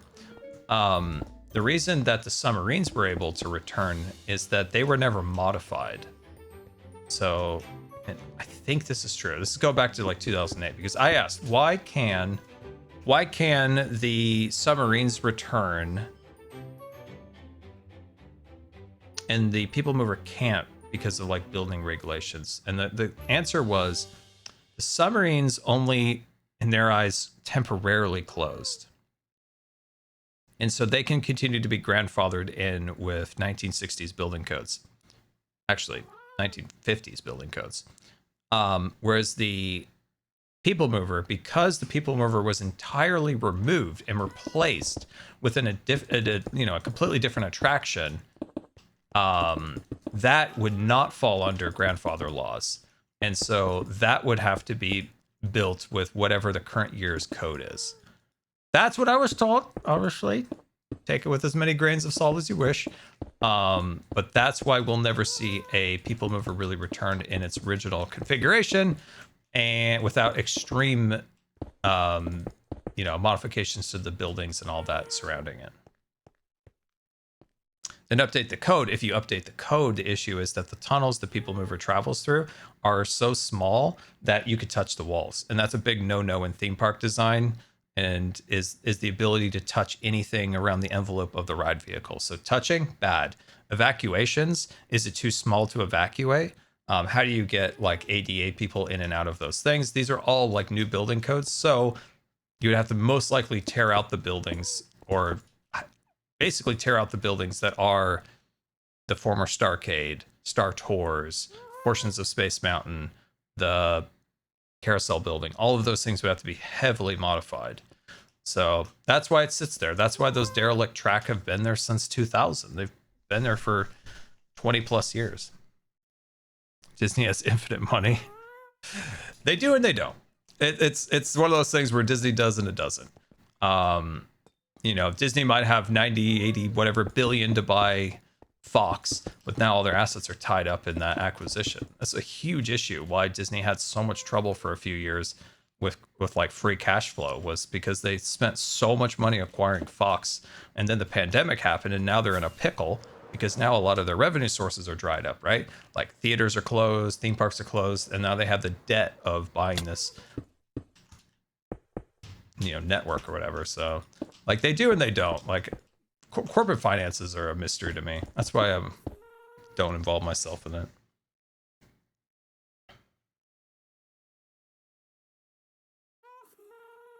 Let's see, super off topic, but I was wondering how you learned to train.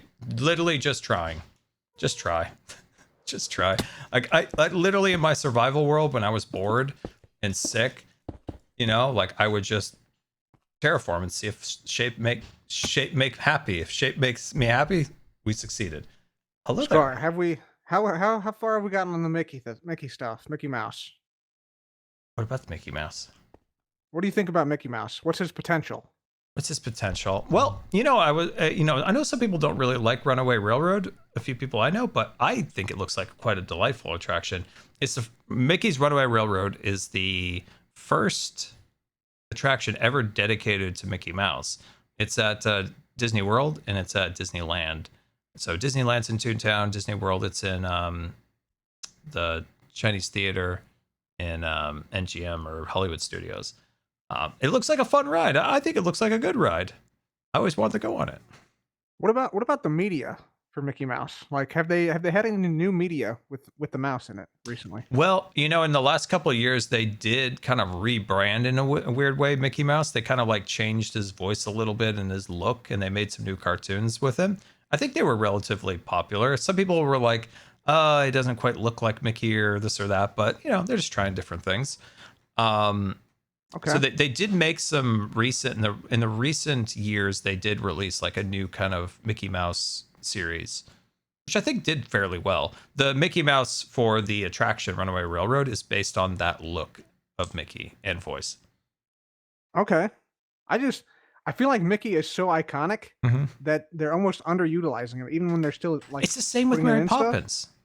Yeah. See, that's they true, never too. made a Yeah. Mary Poppins ride, and it was crazy that they never made a Mickey Mouse ride until they opened it in, I think, 2020. I think it's when it opened. It was crazy. It's crazy that they didn't. I mean, my God, they made a Superstar limo ride in California Adventure.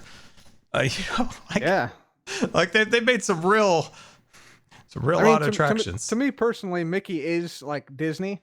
Yeah. Like that is Disney. Like not even like they're the same thing. Like Yeah.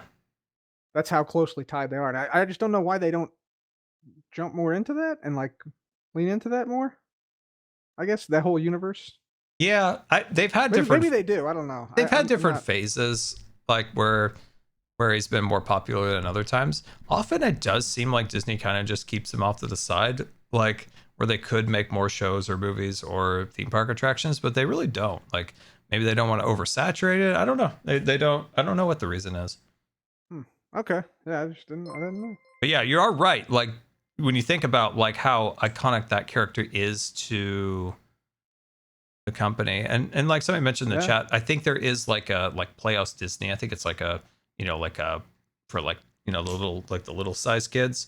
Yeah. They have stuff like that, but like But like I new, think if you new showed cartoons and full length features like movies and stuff, he just hasn't had much in recent memory.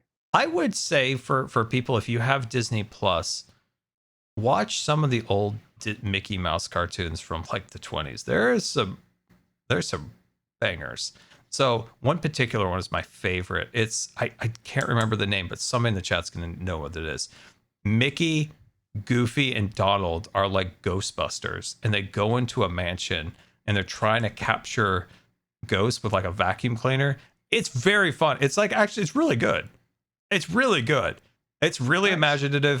The art's really beautiful, and it's really silly fun. And as kids, like my brother and I loved that cartoon. We recorded on like a VHS, and we watched it all the time. So that it is kind of like Luigi's Mansion, but this is like old cartoon. And I gotta say, Mickey's Christmas Carol is also a banger. Okay. It's scary, and it's way less scary than I remembered. I hadn't You watched think it since I was like 8 years old, and I watched it last year, and I was like, scary, but not nightmare feel like it was when I was a kid. Yeah. Do you think it could be possible, Scar, that they do a live action Mickey Mouse remake? Cub. Oh God. Oh God. Oh my God. Guessing that's a no? Oh God. Oh Cub. Cub. I didn't say this would be a good thing, by the way. Cub. Just the way they've been going. Like they've been remaking all these things with live action, crazy CGI stuff. Is that that's not a future we want for Mickey. It's not a future anyone wants. Cub, you broke me there for a minute. That would be horrific on every level. And I figure there's some like creative list executive that's just like dollary dues that would probably say that sounds like a great idea. But no, that would be horrific. I'm not a live action guy, like a live action like remake guy. I've never enjoyed them. If people like them, that's awesome. Like more power to you. I've just never liked them. Same. Yeah. My mom really liked the. She liked two of them. She liked. I think she liked the Cinderella one a little bit, and she really liked the. What's the ones? The original one. Alice in Wonderland ones with like Tim Burton, those wild ones. She really liked those. Yeah. But I've never seen a single one. I've never seen a single one. Same. And I'll never will, Same. Cup. I never will. To me, it just seems like memberberry business where it's like, oh, that actor looks just like that character, haha, and there's like nothing of substance there. Now, what about this, Scar? Uh-huh. I saw someone in the chat ask this. What about a live action remake of Treasure Planet? Treasure Planet. Man, it's been so long since I watched Treasure Planet. I think I forgot kind of a little bit of the gist of it. Basically, space pirates. Space pirates? Sky pirates. I mean, honestly, that's probably sounds like more humans than like mouses. So it probably would work in some ways more than probably some other live action things. Like, they made a Dumbo. A live action Dumbo? Yeah, I'm pretty sure the director Really? who was, he's the guy who did Nightmare Before Christmas. He's a bit of a silly goose. Tim Burton. I think he said it was the most horrific experience of his life. Wow. I think he said that in an interview. It was like, it's the most horrific experience of my life. Never gonna do it again. I see. I could see Stored in the Stone, honestly. Like, I could probably see that. Like, some of those Or probably will happen. Sword in the Stone, by the way, super underrated Disney movie. Like, that doesn't get enough love. What if there was an original screenplay for once and not a remake of something, you know? Oh, Cub, that's too much. Cub. As much as people say that I love Disney, like, lately in the last couple of years, I probably trash it more than I love it. Disney has not made an original attraction in the domestic parks in the United States since Expedition Everest opened in... I was in the hospital when it opened. It opened in 2005? What? Really? 2005, I think, is the Hang on, last original attraction added to in a park that did not have an IP infused character, movie, or whatever in it. I'm trying to remember. It was like that seems 2005-ish. I was in the hospital, so it was a dark time. All right, then let me ask you this. What are they doing? Bob Iger made a thing that all attractions this was a literal declaration he made way back then that attractions going forward would be IP infused because like the average, they always say the family of 4 from Colorado, they know Rapunzel. They don't know this random character that Imagineering came up with. They know Rapunzel or Frozen. The family of 4 from Colorado. I know it's sad, man. but It's over. Imagineering is perfectly capable of making great attractions. In Hong Kong, they made Mystic Manor, they made Grizzly Gulch, all wonderful attractions, all original attractions. Mystic Manor, completely original characters, storyline, beautiful attraction, wonderful music by Danny Elfman, very wonderful attraction. But yeah, sadly for us old dumb Americans, we get nothing. We get the scraps. So, absolutely no new attractions not attached to an IP since 2006. That's what you're telling me. Yeah. I mean, somebody said this once that the refurbishment of the treehouse in Disneyland that went from Swiss Family Robinson, which I literally have a leaf from the Swiss Family Robinson treehouse in a box over there, like an actual leaf. That was once on the tree before it was transitioned to Tarzan, which it stayed there from like ever. And then it moved to kind of an ambiguous Swiss Family Robinson design. So it's kind of like iffy. It's kind of iffy. It's kind of iffy if that's an original or not. But it's also not an attraction. What happened to the company that you love, Scar? What happened? What happened to the company that you love? Financialization. Everything has to be like ultra financialized to appeal to Wall Street. And it's not that the company never made money before or did things to make money. It's just in our current era, everything has to be so financialized that it does suck the joy out of a lot of stuff. And it is sad. And it's not to say that Walt didn't want to make money, but you know, it just wasn't that, it wasn't as bad then. You sold a ticket, somebody went to the park, they enjoyed the time with their family. Now it's like you go in the park and it's like, hey, do you want to get the extras? Do you want to get the surprise, you know, treat that's $15, you know, $15 cupcake.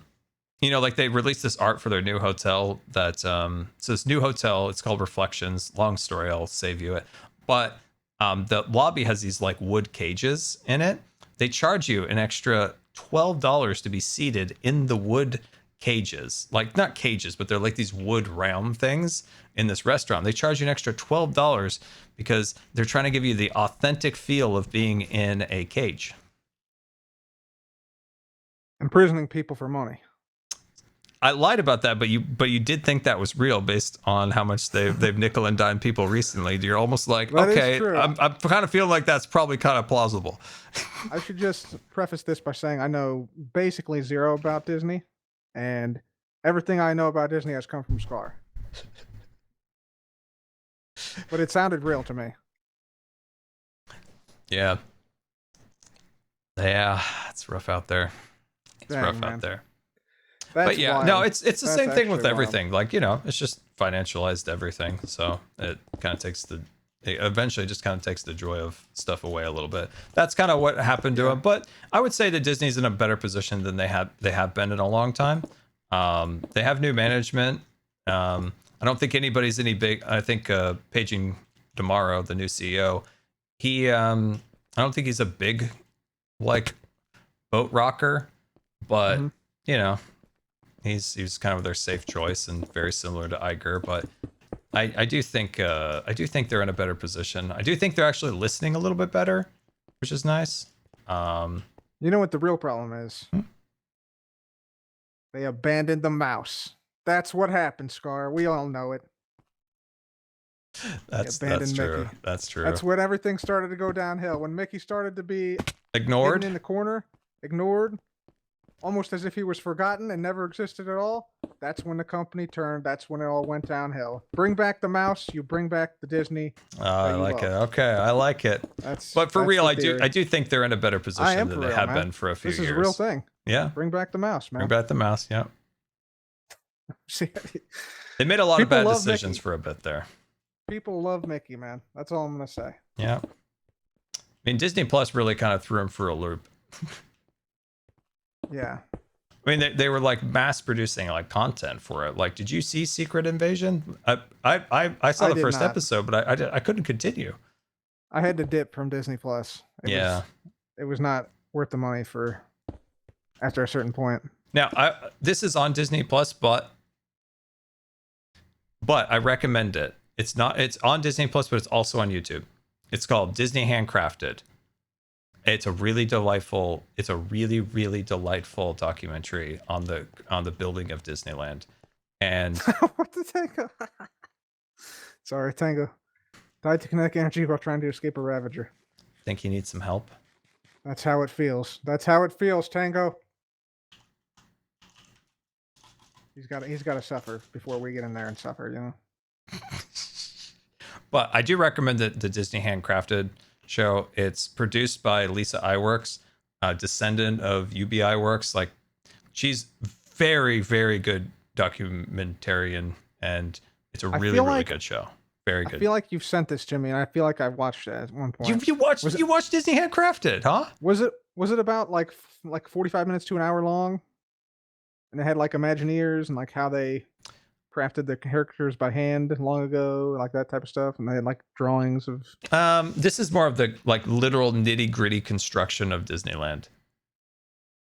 Okay, yeah, I have not seen it. Then I'll have to check it out. It's a really good show. Like, if you're just on YouTube and you're like, I need something to like kill some time. Like, it's actually cool because it shows like how people also like built in like 1955. Yeah. Like dude, there's no building standards. There's dudes like hanging off of like pipes. Dude, there was a tractor that tips off of a hill and a guy like scurries out of the way and it just goes bam. And it was like, dude, if he was down there, he would have been like smashed. He would have been the first Disney death. Like, it's a wild show. No OSHA regulations. No, the good days, Just you getting know? stuff done. They're just Good sending it old at that days. point. Back Yep, when it was full grit send. and get stuff done. Full send. Mickey was #1 back then. Mickey was so #1. that's how you know it was the good old days. Dude, that guy could have absolutely got flattened like a pancake. Oh my god. But yeah. You know what he was probably like when it was coming down the hill, he was probably like, oh, I better move. Oh, like Mickey. I thought you were imitating Doc M for a second there. I was like, Oh, oh boy, I'm Doc. Rise and grind, everybody. you should put that in his base. Just a little note block that does just that. Dude, that's such a solid idea. Dude, is he ever going to do anything with Whack-A-Scar? Because I'm just about ready to sue him for copyright infringement of my face if he doesn't do something. I'm going to bring a grievance to Skiz. I'm going to bring a grievance. You got to talk to Skiz about your grievance. Yeah, he's aware of it. I messaged him and I said, hey Skiz, I need you to take care of this as soon as possible. Did you get a positive response? That's valuable land over there. I did. He's like, I'll get right on this. Oh, good. Law and order. Yep, and I haven't heard anything since. He's on right now. Where is he? It's only been a couple hours. I'm gonna give him 48 hours. Where is that man? After that, another brick goes through the egg. Well, you do have immunity, so. Yeah, I do. It's pretty nice having immunity. Watch this. See that? Nothing happened. Dude, I do not trust you with immunity. I'm gonna be fully honest here, Cub. I get why he did it because now we have you look favorably on us, right? Yeah, well, I didn't get it for free. I mean, I did make the redstone here in the jail, like with this system. Yeah, but that was more of a bribe to get you on our side. Because Yeah, like you not on our side is scary, to be honest. So we needed to make sure you're with the bank, you're with the good guys over here. I learned from getting immunity. Mm-hmm. It's always a good idea to attempt to burn down a police station. Because I tried to burn this place down, ended up getting immunity. Dude, that's like a win-win. Kind of an amazing deal. Yeah, I don't know what's going on with the Whack-A-Scar, man. I think we need more diamonds. People got to put in more diamonds to Yeah, I'm kind of hard up for diamonds right now. Yeah, you should have enough, right? I gave you 115 diamond blocks. I mean, that's well. I also gave Joel chunk. 1,000 diamonds. Hang on, that's not that much more than I gave you? Yeah, it was pretty much nearly an even exchange. Yeah, that's 1,000. I gave you 1,000. So you got 35 diamonds left, Scar. You got to put those 35 in the Whack-A-Scar. Does it work actually? Does it work? Every time I've only tried it once, and then every other time I've heard somebody say they went to go whack me, it has not worked. I'm gonna try and whack you. I'm gonna go get some diamonds. Hang on. Okay, all right. Apparently, I'm gonna get whacked. That thing is always broken. He's got to do something with it. He's got to do something with that thing.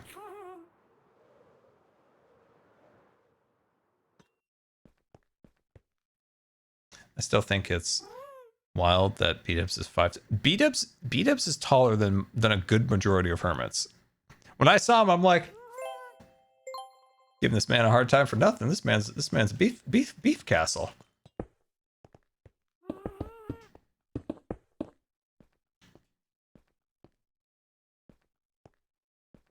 The B stands for big. Dude, don't say that. He's gonna use that. Don't say that to him. I genuinely, he's gonna start using that. That is such a thing he would say. Oh, that's funny. That's funny. All right. Feeling pretty good about this. I'm feeling pretty good about this. It doesn't look great, but it looks less bad than it did. It feels less bad.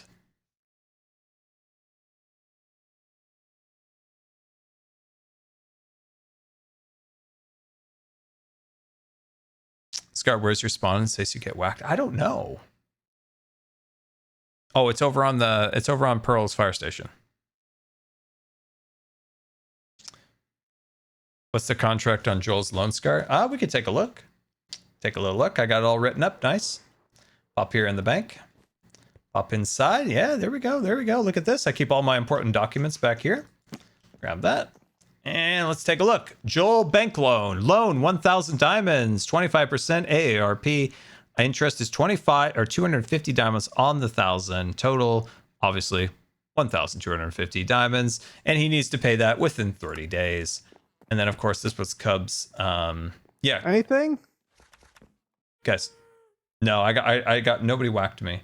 Got no whackage. Nobody. It's Guys, look at broken Cub's again. detailed book of like how much he owes, this and this. This is the bank's document on Cub. Bank note, Cub owes. I'm not sure it paid. You could probably have, taken advantage of the bank because I didn't properly take notes for yours. That's okay. You knew I was good for it. What's the payback date? I think it's September. The idea, September 1st. Cub, the idea when Joel came over to me to get this loan and I said it would take 30 days, to pay it back, and he said September. Yeah, chat says September 6th. I had that yearly moment of dread that summer is over. I was like, Right? oh. Yeah. It's inherent It's so to sad. like going back to school-ish, knowing the winter's coming. And it's not like we have like a horrific winter where I live, but it's just dark and it rains all the time, and you're just kind of like, oh, so sad. Yeah, you always start out like at the start of the summer, you're like, all right, summer's here. Yeah. At unlimited time, And then it's like once you get to August, you're like, it's almost over already. How did it go so fast? Yeah, I know. So sad. It is. I think Whack-A-Scar is broken though, Scar, like straight up. So I don't know. I guess terracotta is tried it. not flammable, huh? With enough fire, anything might be flammable. I was showing Cleo this. Be really nice. Really, it'd be really nice to use this box on a base that is repetitive on the server. Yep. If somebody just happened to have two of the same base, it's a lot of fun to be had. Doesn't Pearl have two of the same bases? Really? Oh gosh, I had no idea. Wow, my gosh, what kind of fun we could have.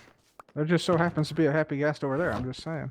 Oh dear, wow, crazy if that happy gas went off and did experiments.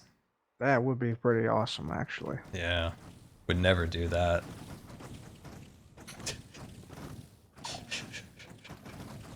Oh, by the way, Scar, I don't know if you saw this. Oh my God, come fly with me. I can't stand that.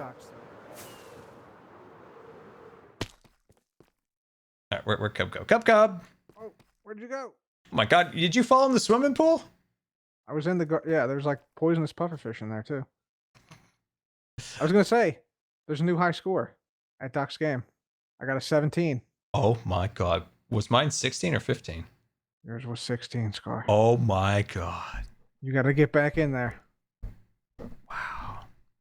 When you played it, like is that the issue where the mob cap issue is coming from? Yeah, the shulker bullets for some reason count toward the mobs on the server. Oh. And since that's permanently loaded, because he's got his Whack-A-Scar thing, which is broken, Yeah. by the way. Yeah, it keeps the area loaded. Okay, gotcha. Yeah. Gotcha. Yep. How's the mountain building coming? I mean, I'm saying that it looks a little bit cleaner. It just doesn't look, well, I don't know. It looks better, I think. It just needs more pizzazz, needs more detail, needs a little bit better shaping, but it looks a little less rough than it did.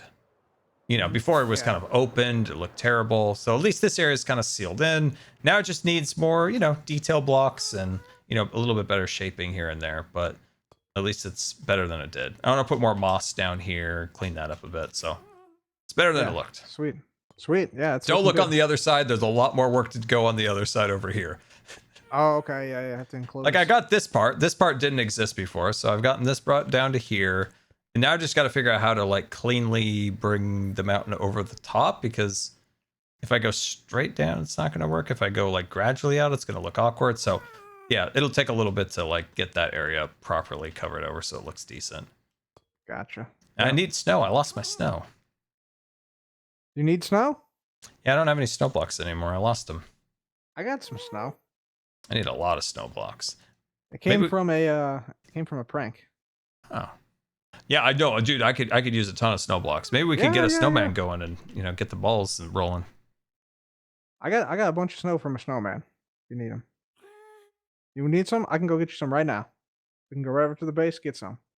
You can bring it over, yeah. Are Go you right talking over to the about base, get Button? some. Button, yeah. Button's remains. Or Button? Okay, yeah, I could repurpose Button. He becomes part of the mountain. Oh, he'd love that. That's really poetic. It's That like is George kinda Lucas poetic. said, everything comes together in the end. Yeah, let's go get him. Let's go get him.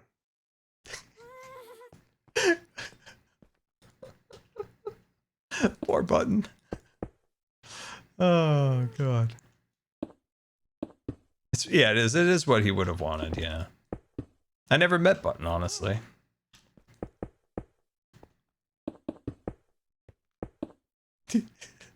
He'll come back. He'll come back. Cub will come back.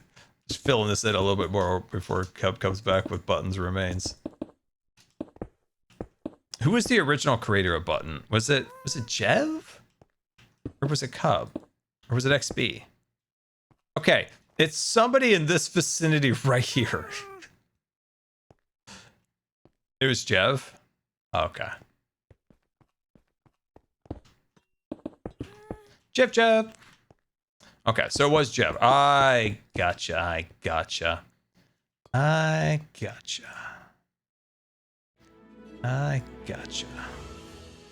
Classic Jev. It was Jev for his Christmas gift exchange. Gotcha.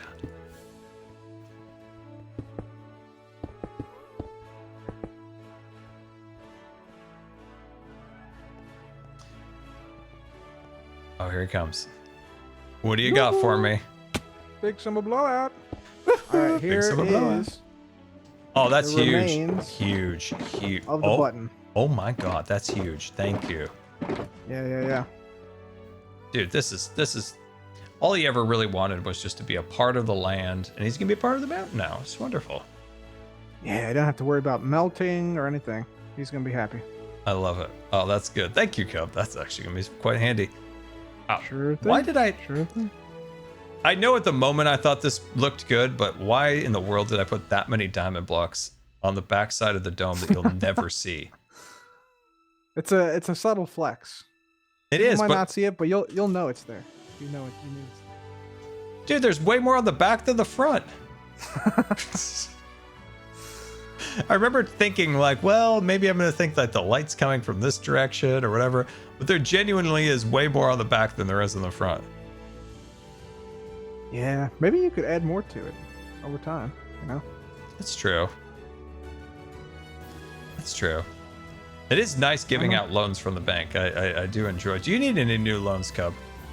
Is this a room in here? There's like a prison tower in here. What is this? No. So what it is I don't know, but I saw it on old timey buildings. It's like a vent of some kind. Oh, okay. Like if you look at the Capitol in DC, they have these thingamabob, these round little like turrety thingies on either end of the dome in the center, and I noticed Really? I noticed them on a lot of other buildings. What architecturally they are, I have no idea, but I did add it to this. Probably ventilation. Something Yeah, with some ventilation. kind of little thingamabob. But I That's did cool. notice that, so I added it to this. I like it. I think it like fits, you know. I think it fits. Got a nice bell in here. I do want to make the bell actually like bell. Yeah. I even made like a little mix of some belly sounds, but then I never got to actually creating a system because I want basically, at 12 o'clock it rings, midnight it rings, stuff like that. Yeah. Yeah, you want it to ring at certain times. Yeah. That's cool. I like it in That's here. very cool. I do. Yeah, it's It's like the bell tower in Berkeley. Yeah, that's nice. Yeah, it's cool. Yeah, it's a good one. That's a good one. Okay, I'll let you get back to the mountain, man. But All right, see you, enjoy Cub. the snow. Don't forget the snow. No, I'm using that for sure. Yeah, I do want to make I do want to make that ring.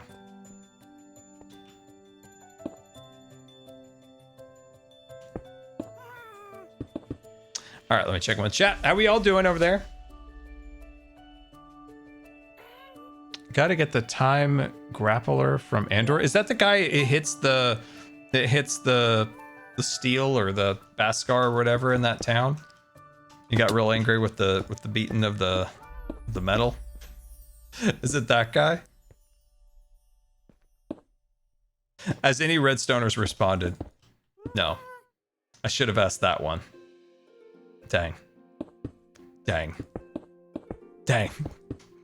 You know, my whole plan was when Cub couldn't pay for the loan, I was going to not blackmail, but like adjacent blackmail him into making the vault. And then when he paid it off, I was like, I'm so happy for you. I'm so happy for you. I wasn't gonna blackmail you, but kind of. So you make vault for me. Are things lit up under the mountain? Great question.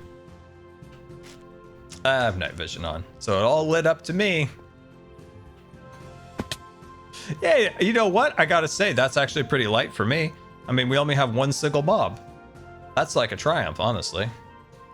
It's like a moment. Something. It's quite honestly, that's something to celebrate.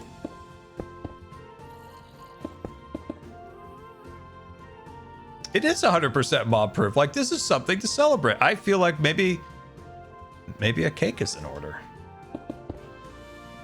Dude, I will get excited over a cake any day. There's things that people can use to butter me up quickly, and one of them is a cake. So the idea with some of this design is that the bank kind of melts into the back of the mountain. So that's why I'm kind of like fishing this into it like that.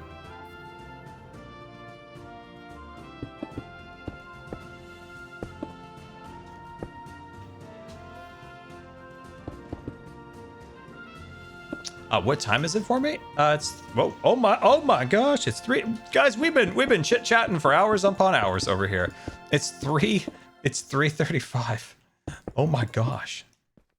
We've been chit-chatting over here for a very long time. I desperately needed to just have like a chill talk about things I enjoy stream, and it's been very nice, honestly. It's been very, very, very nice. It's been very, very nice. Been very nice. Are the developers back from their vacations yet? Do we have a release date yet at all for the Dipple Forest? Is that's coming? What do you think? Do you think that's coming out late September, early October-ish? I would imagine that update's going to come out later September. I have a feeling. I have a feeling September. Reason being is they still do an update in the winter, so they still need time to like develop, promote this, and that. I wonder if there's going to be a Minecraft Live. You know how we usually have 2 Minecraft Lives? There's one usually in the spring, and then one in fallish September timeframe. You know, they had that, like, the semi-Minecraft Live at Rotterdam? And then with all the changes at Microsoft, I'm curious, maybe they were kind of like, hey, let's kind of regroup a little bit and maybe not have one? Because I haven't heard a peep about it. Interesting. Huh. Yeah, interesting. Yeah, so Dipple Forest is fall, and then there should still be an update in the winter. You know, I feel like, you know, they've kind of had some updates that kind of followed the seasons a little bit. You know, we got the little baby guys in the spring, and we got the fall colors here, the fall update. Might be a great time to bring back the Iceologer. Might be a perfect time for the Iceologer to make a return. You know? It'd be pretty good, wouldn't it? It'd be pretty good. Get the Iceologer. Everybody loved the Iceologer. Very, very underrated creature. Did not get voted for in that mob update because people don't have taste. I'm being mean, but it would be cool. The Iceologer would be really cool to have because I bet he makes ice or chops ice. or just as a mean guy. And I kind of feel like we need kind of like a hostile mob.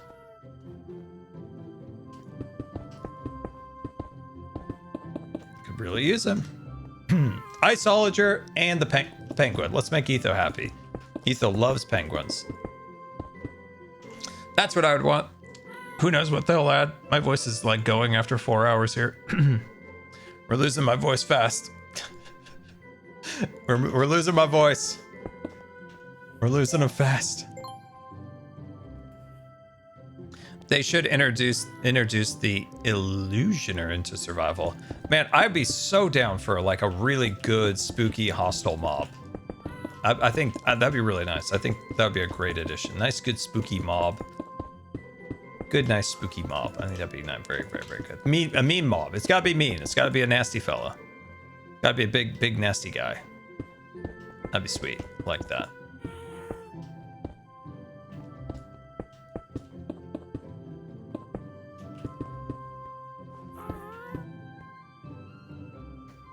We get a weeping angel. Oh my god, that would be scary. I guess that is the creaking, right? I guess we got that, the creaking. I guess that is a weeping angel.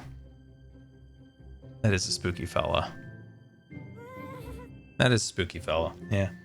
Oh, quick reminder, everybody. Quick reminder. I haven't reminded anybody in exactly 4 hours. The merchandise only has 2 days left. So once it's done, it is gone, and then it goes into production. So limited time. So there's the shorts looking super cool. Sweatshirt, Trader Scar sweatshirt, t-shirt, and of course our Secret Life pins. Look at them. Look at them. Look at how cute they are. Guys, look at how cute you can't see. You can't see it at all, can you? No. You guys can't see it at all. It's terrible. Terrible lighting. Look at this. Called myself a YouTuber. Can't even light anything. Can't even get in and focus. But little cute little pins for Secret Life. So link in the description. And yeah, only 2 days left, and then it is gone. Then we can finally get it into production, and then people will get it hopefully quick. So it'll be super cool. So yeah, thank you guys so much for the support on this drop. It is I think this is one of the best received drops we've ever had, and it's really fun because we did like kind of like cool subtle custom merch. Like for instance, like the sweatshirt. It's not like Good Times with Scar branded, but it's like Scar-esque with, you know, the bee, the embroidered bee, the sunflower and stuff like that. So I think it's kind of cool that it feels like a really like real piece of cool clothing, and also it kind of has, you know, references to the channel and stuff like that. So I think it's cool. So yeah, thank you so much for the support on this. It means an absolute ton. Julia knocked it out of the park with the designs and stuff like that. So yeah, very, very cool. So once again, guys, thank you. Like, this is the most positive reception we've ever had to merch, and we've done a lot of cool stuff. So it's really cool to see. Bamboozler merch would be a cool concept. Yeah, that would be. That would be. Yeah, that would be. So I have actually a question for you. If you wanted to see another pin, right? So we've had the Hawkeye pin and we've had the 2 Secret Life pins, right? Series Hawkeye was 1. This is 2. This is 3. If you want to see another pin at some point, any particular character that you would like, and I think it's fun too with our pins, is that there's the full body character, and it has a second pin. It's usually an accessory. Like this has the hat. The spooky guy has the lilacs and poppies, and the Hawkeye had the emblem. Monopoly Scar. So if you have any like things you think would be like a real banger pin, let me know. I am thinking swaggin. It would be a cool one, right? You get the swaggin hat, you get the guy, he's having fun. The Zookeeper would also be cool too, yeah. Oh, a Scarland would be a banger. Oof. That'd be a banger too. That'd be cool. That would be cool.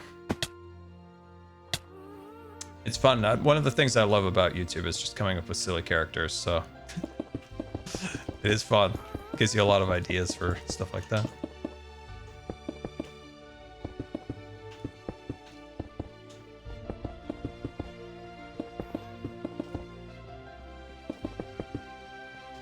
A throwback to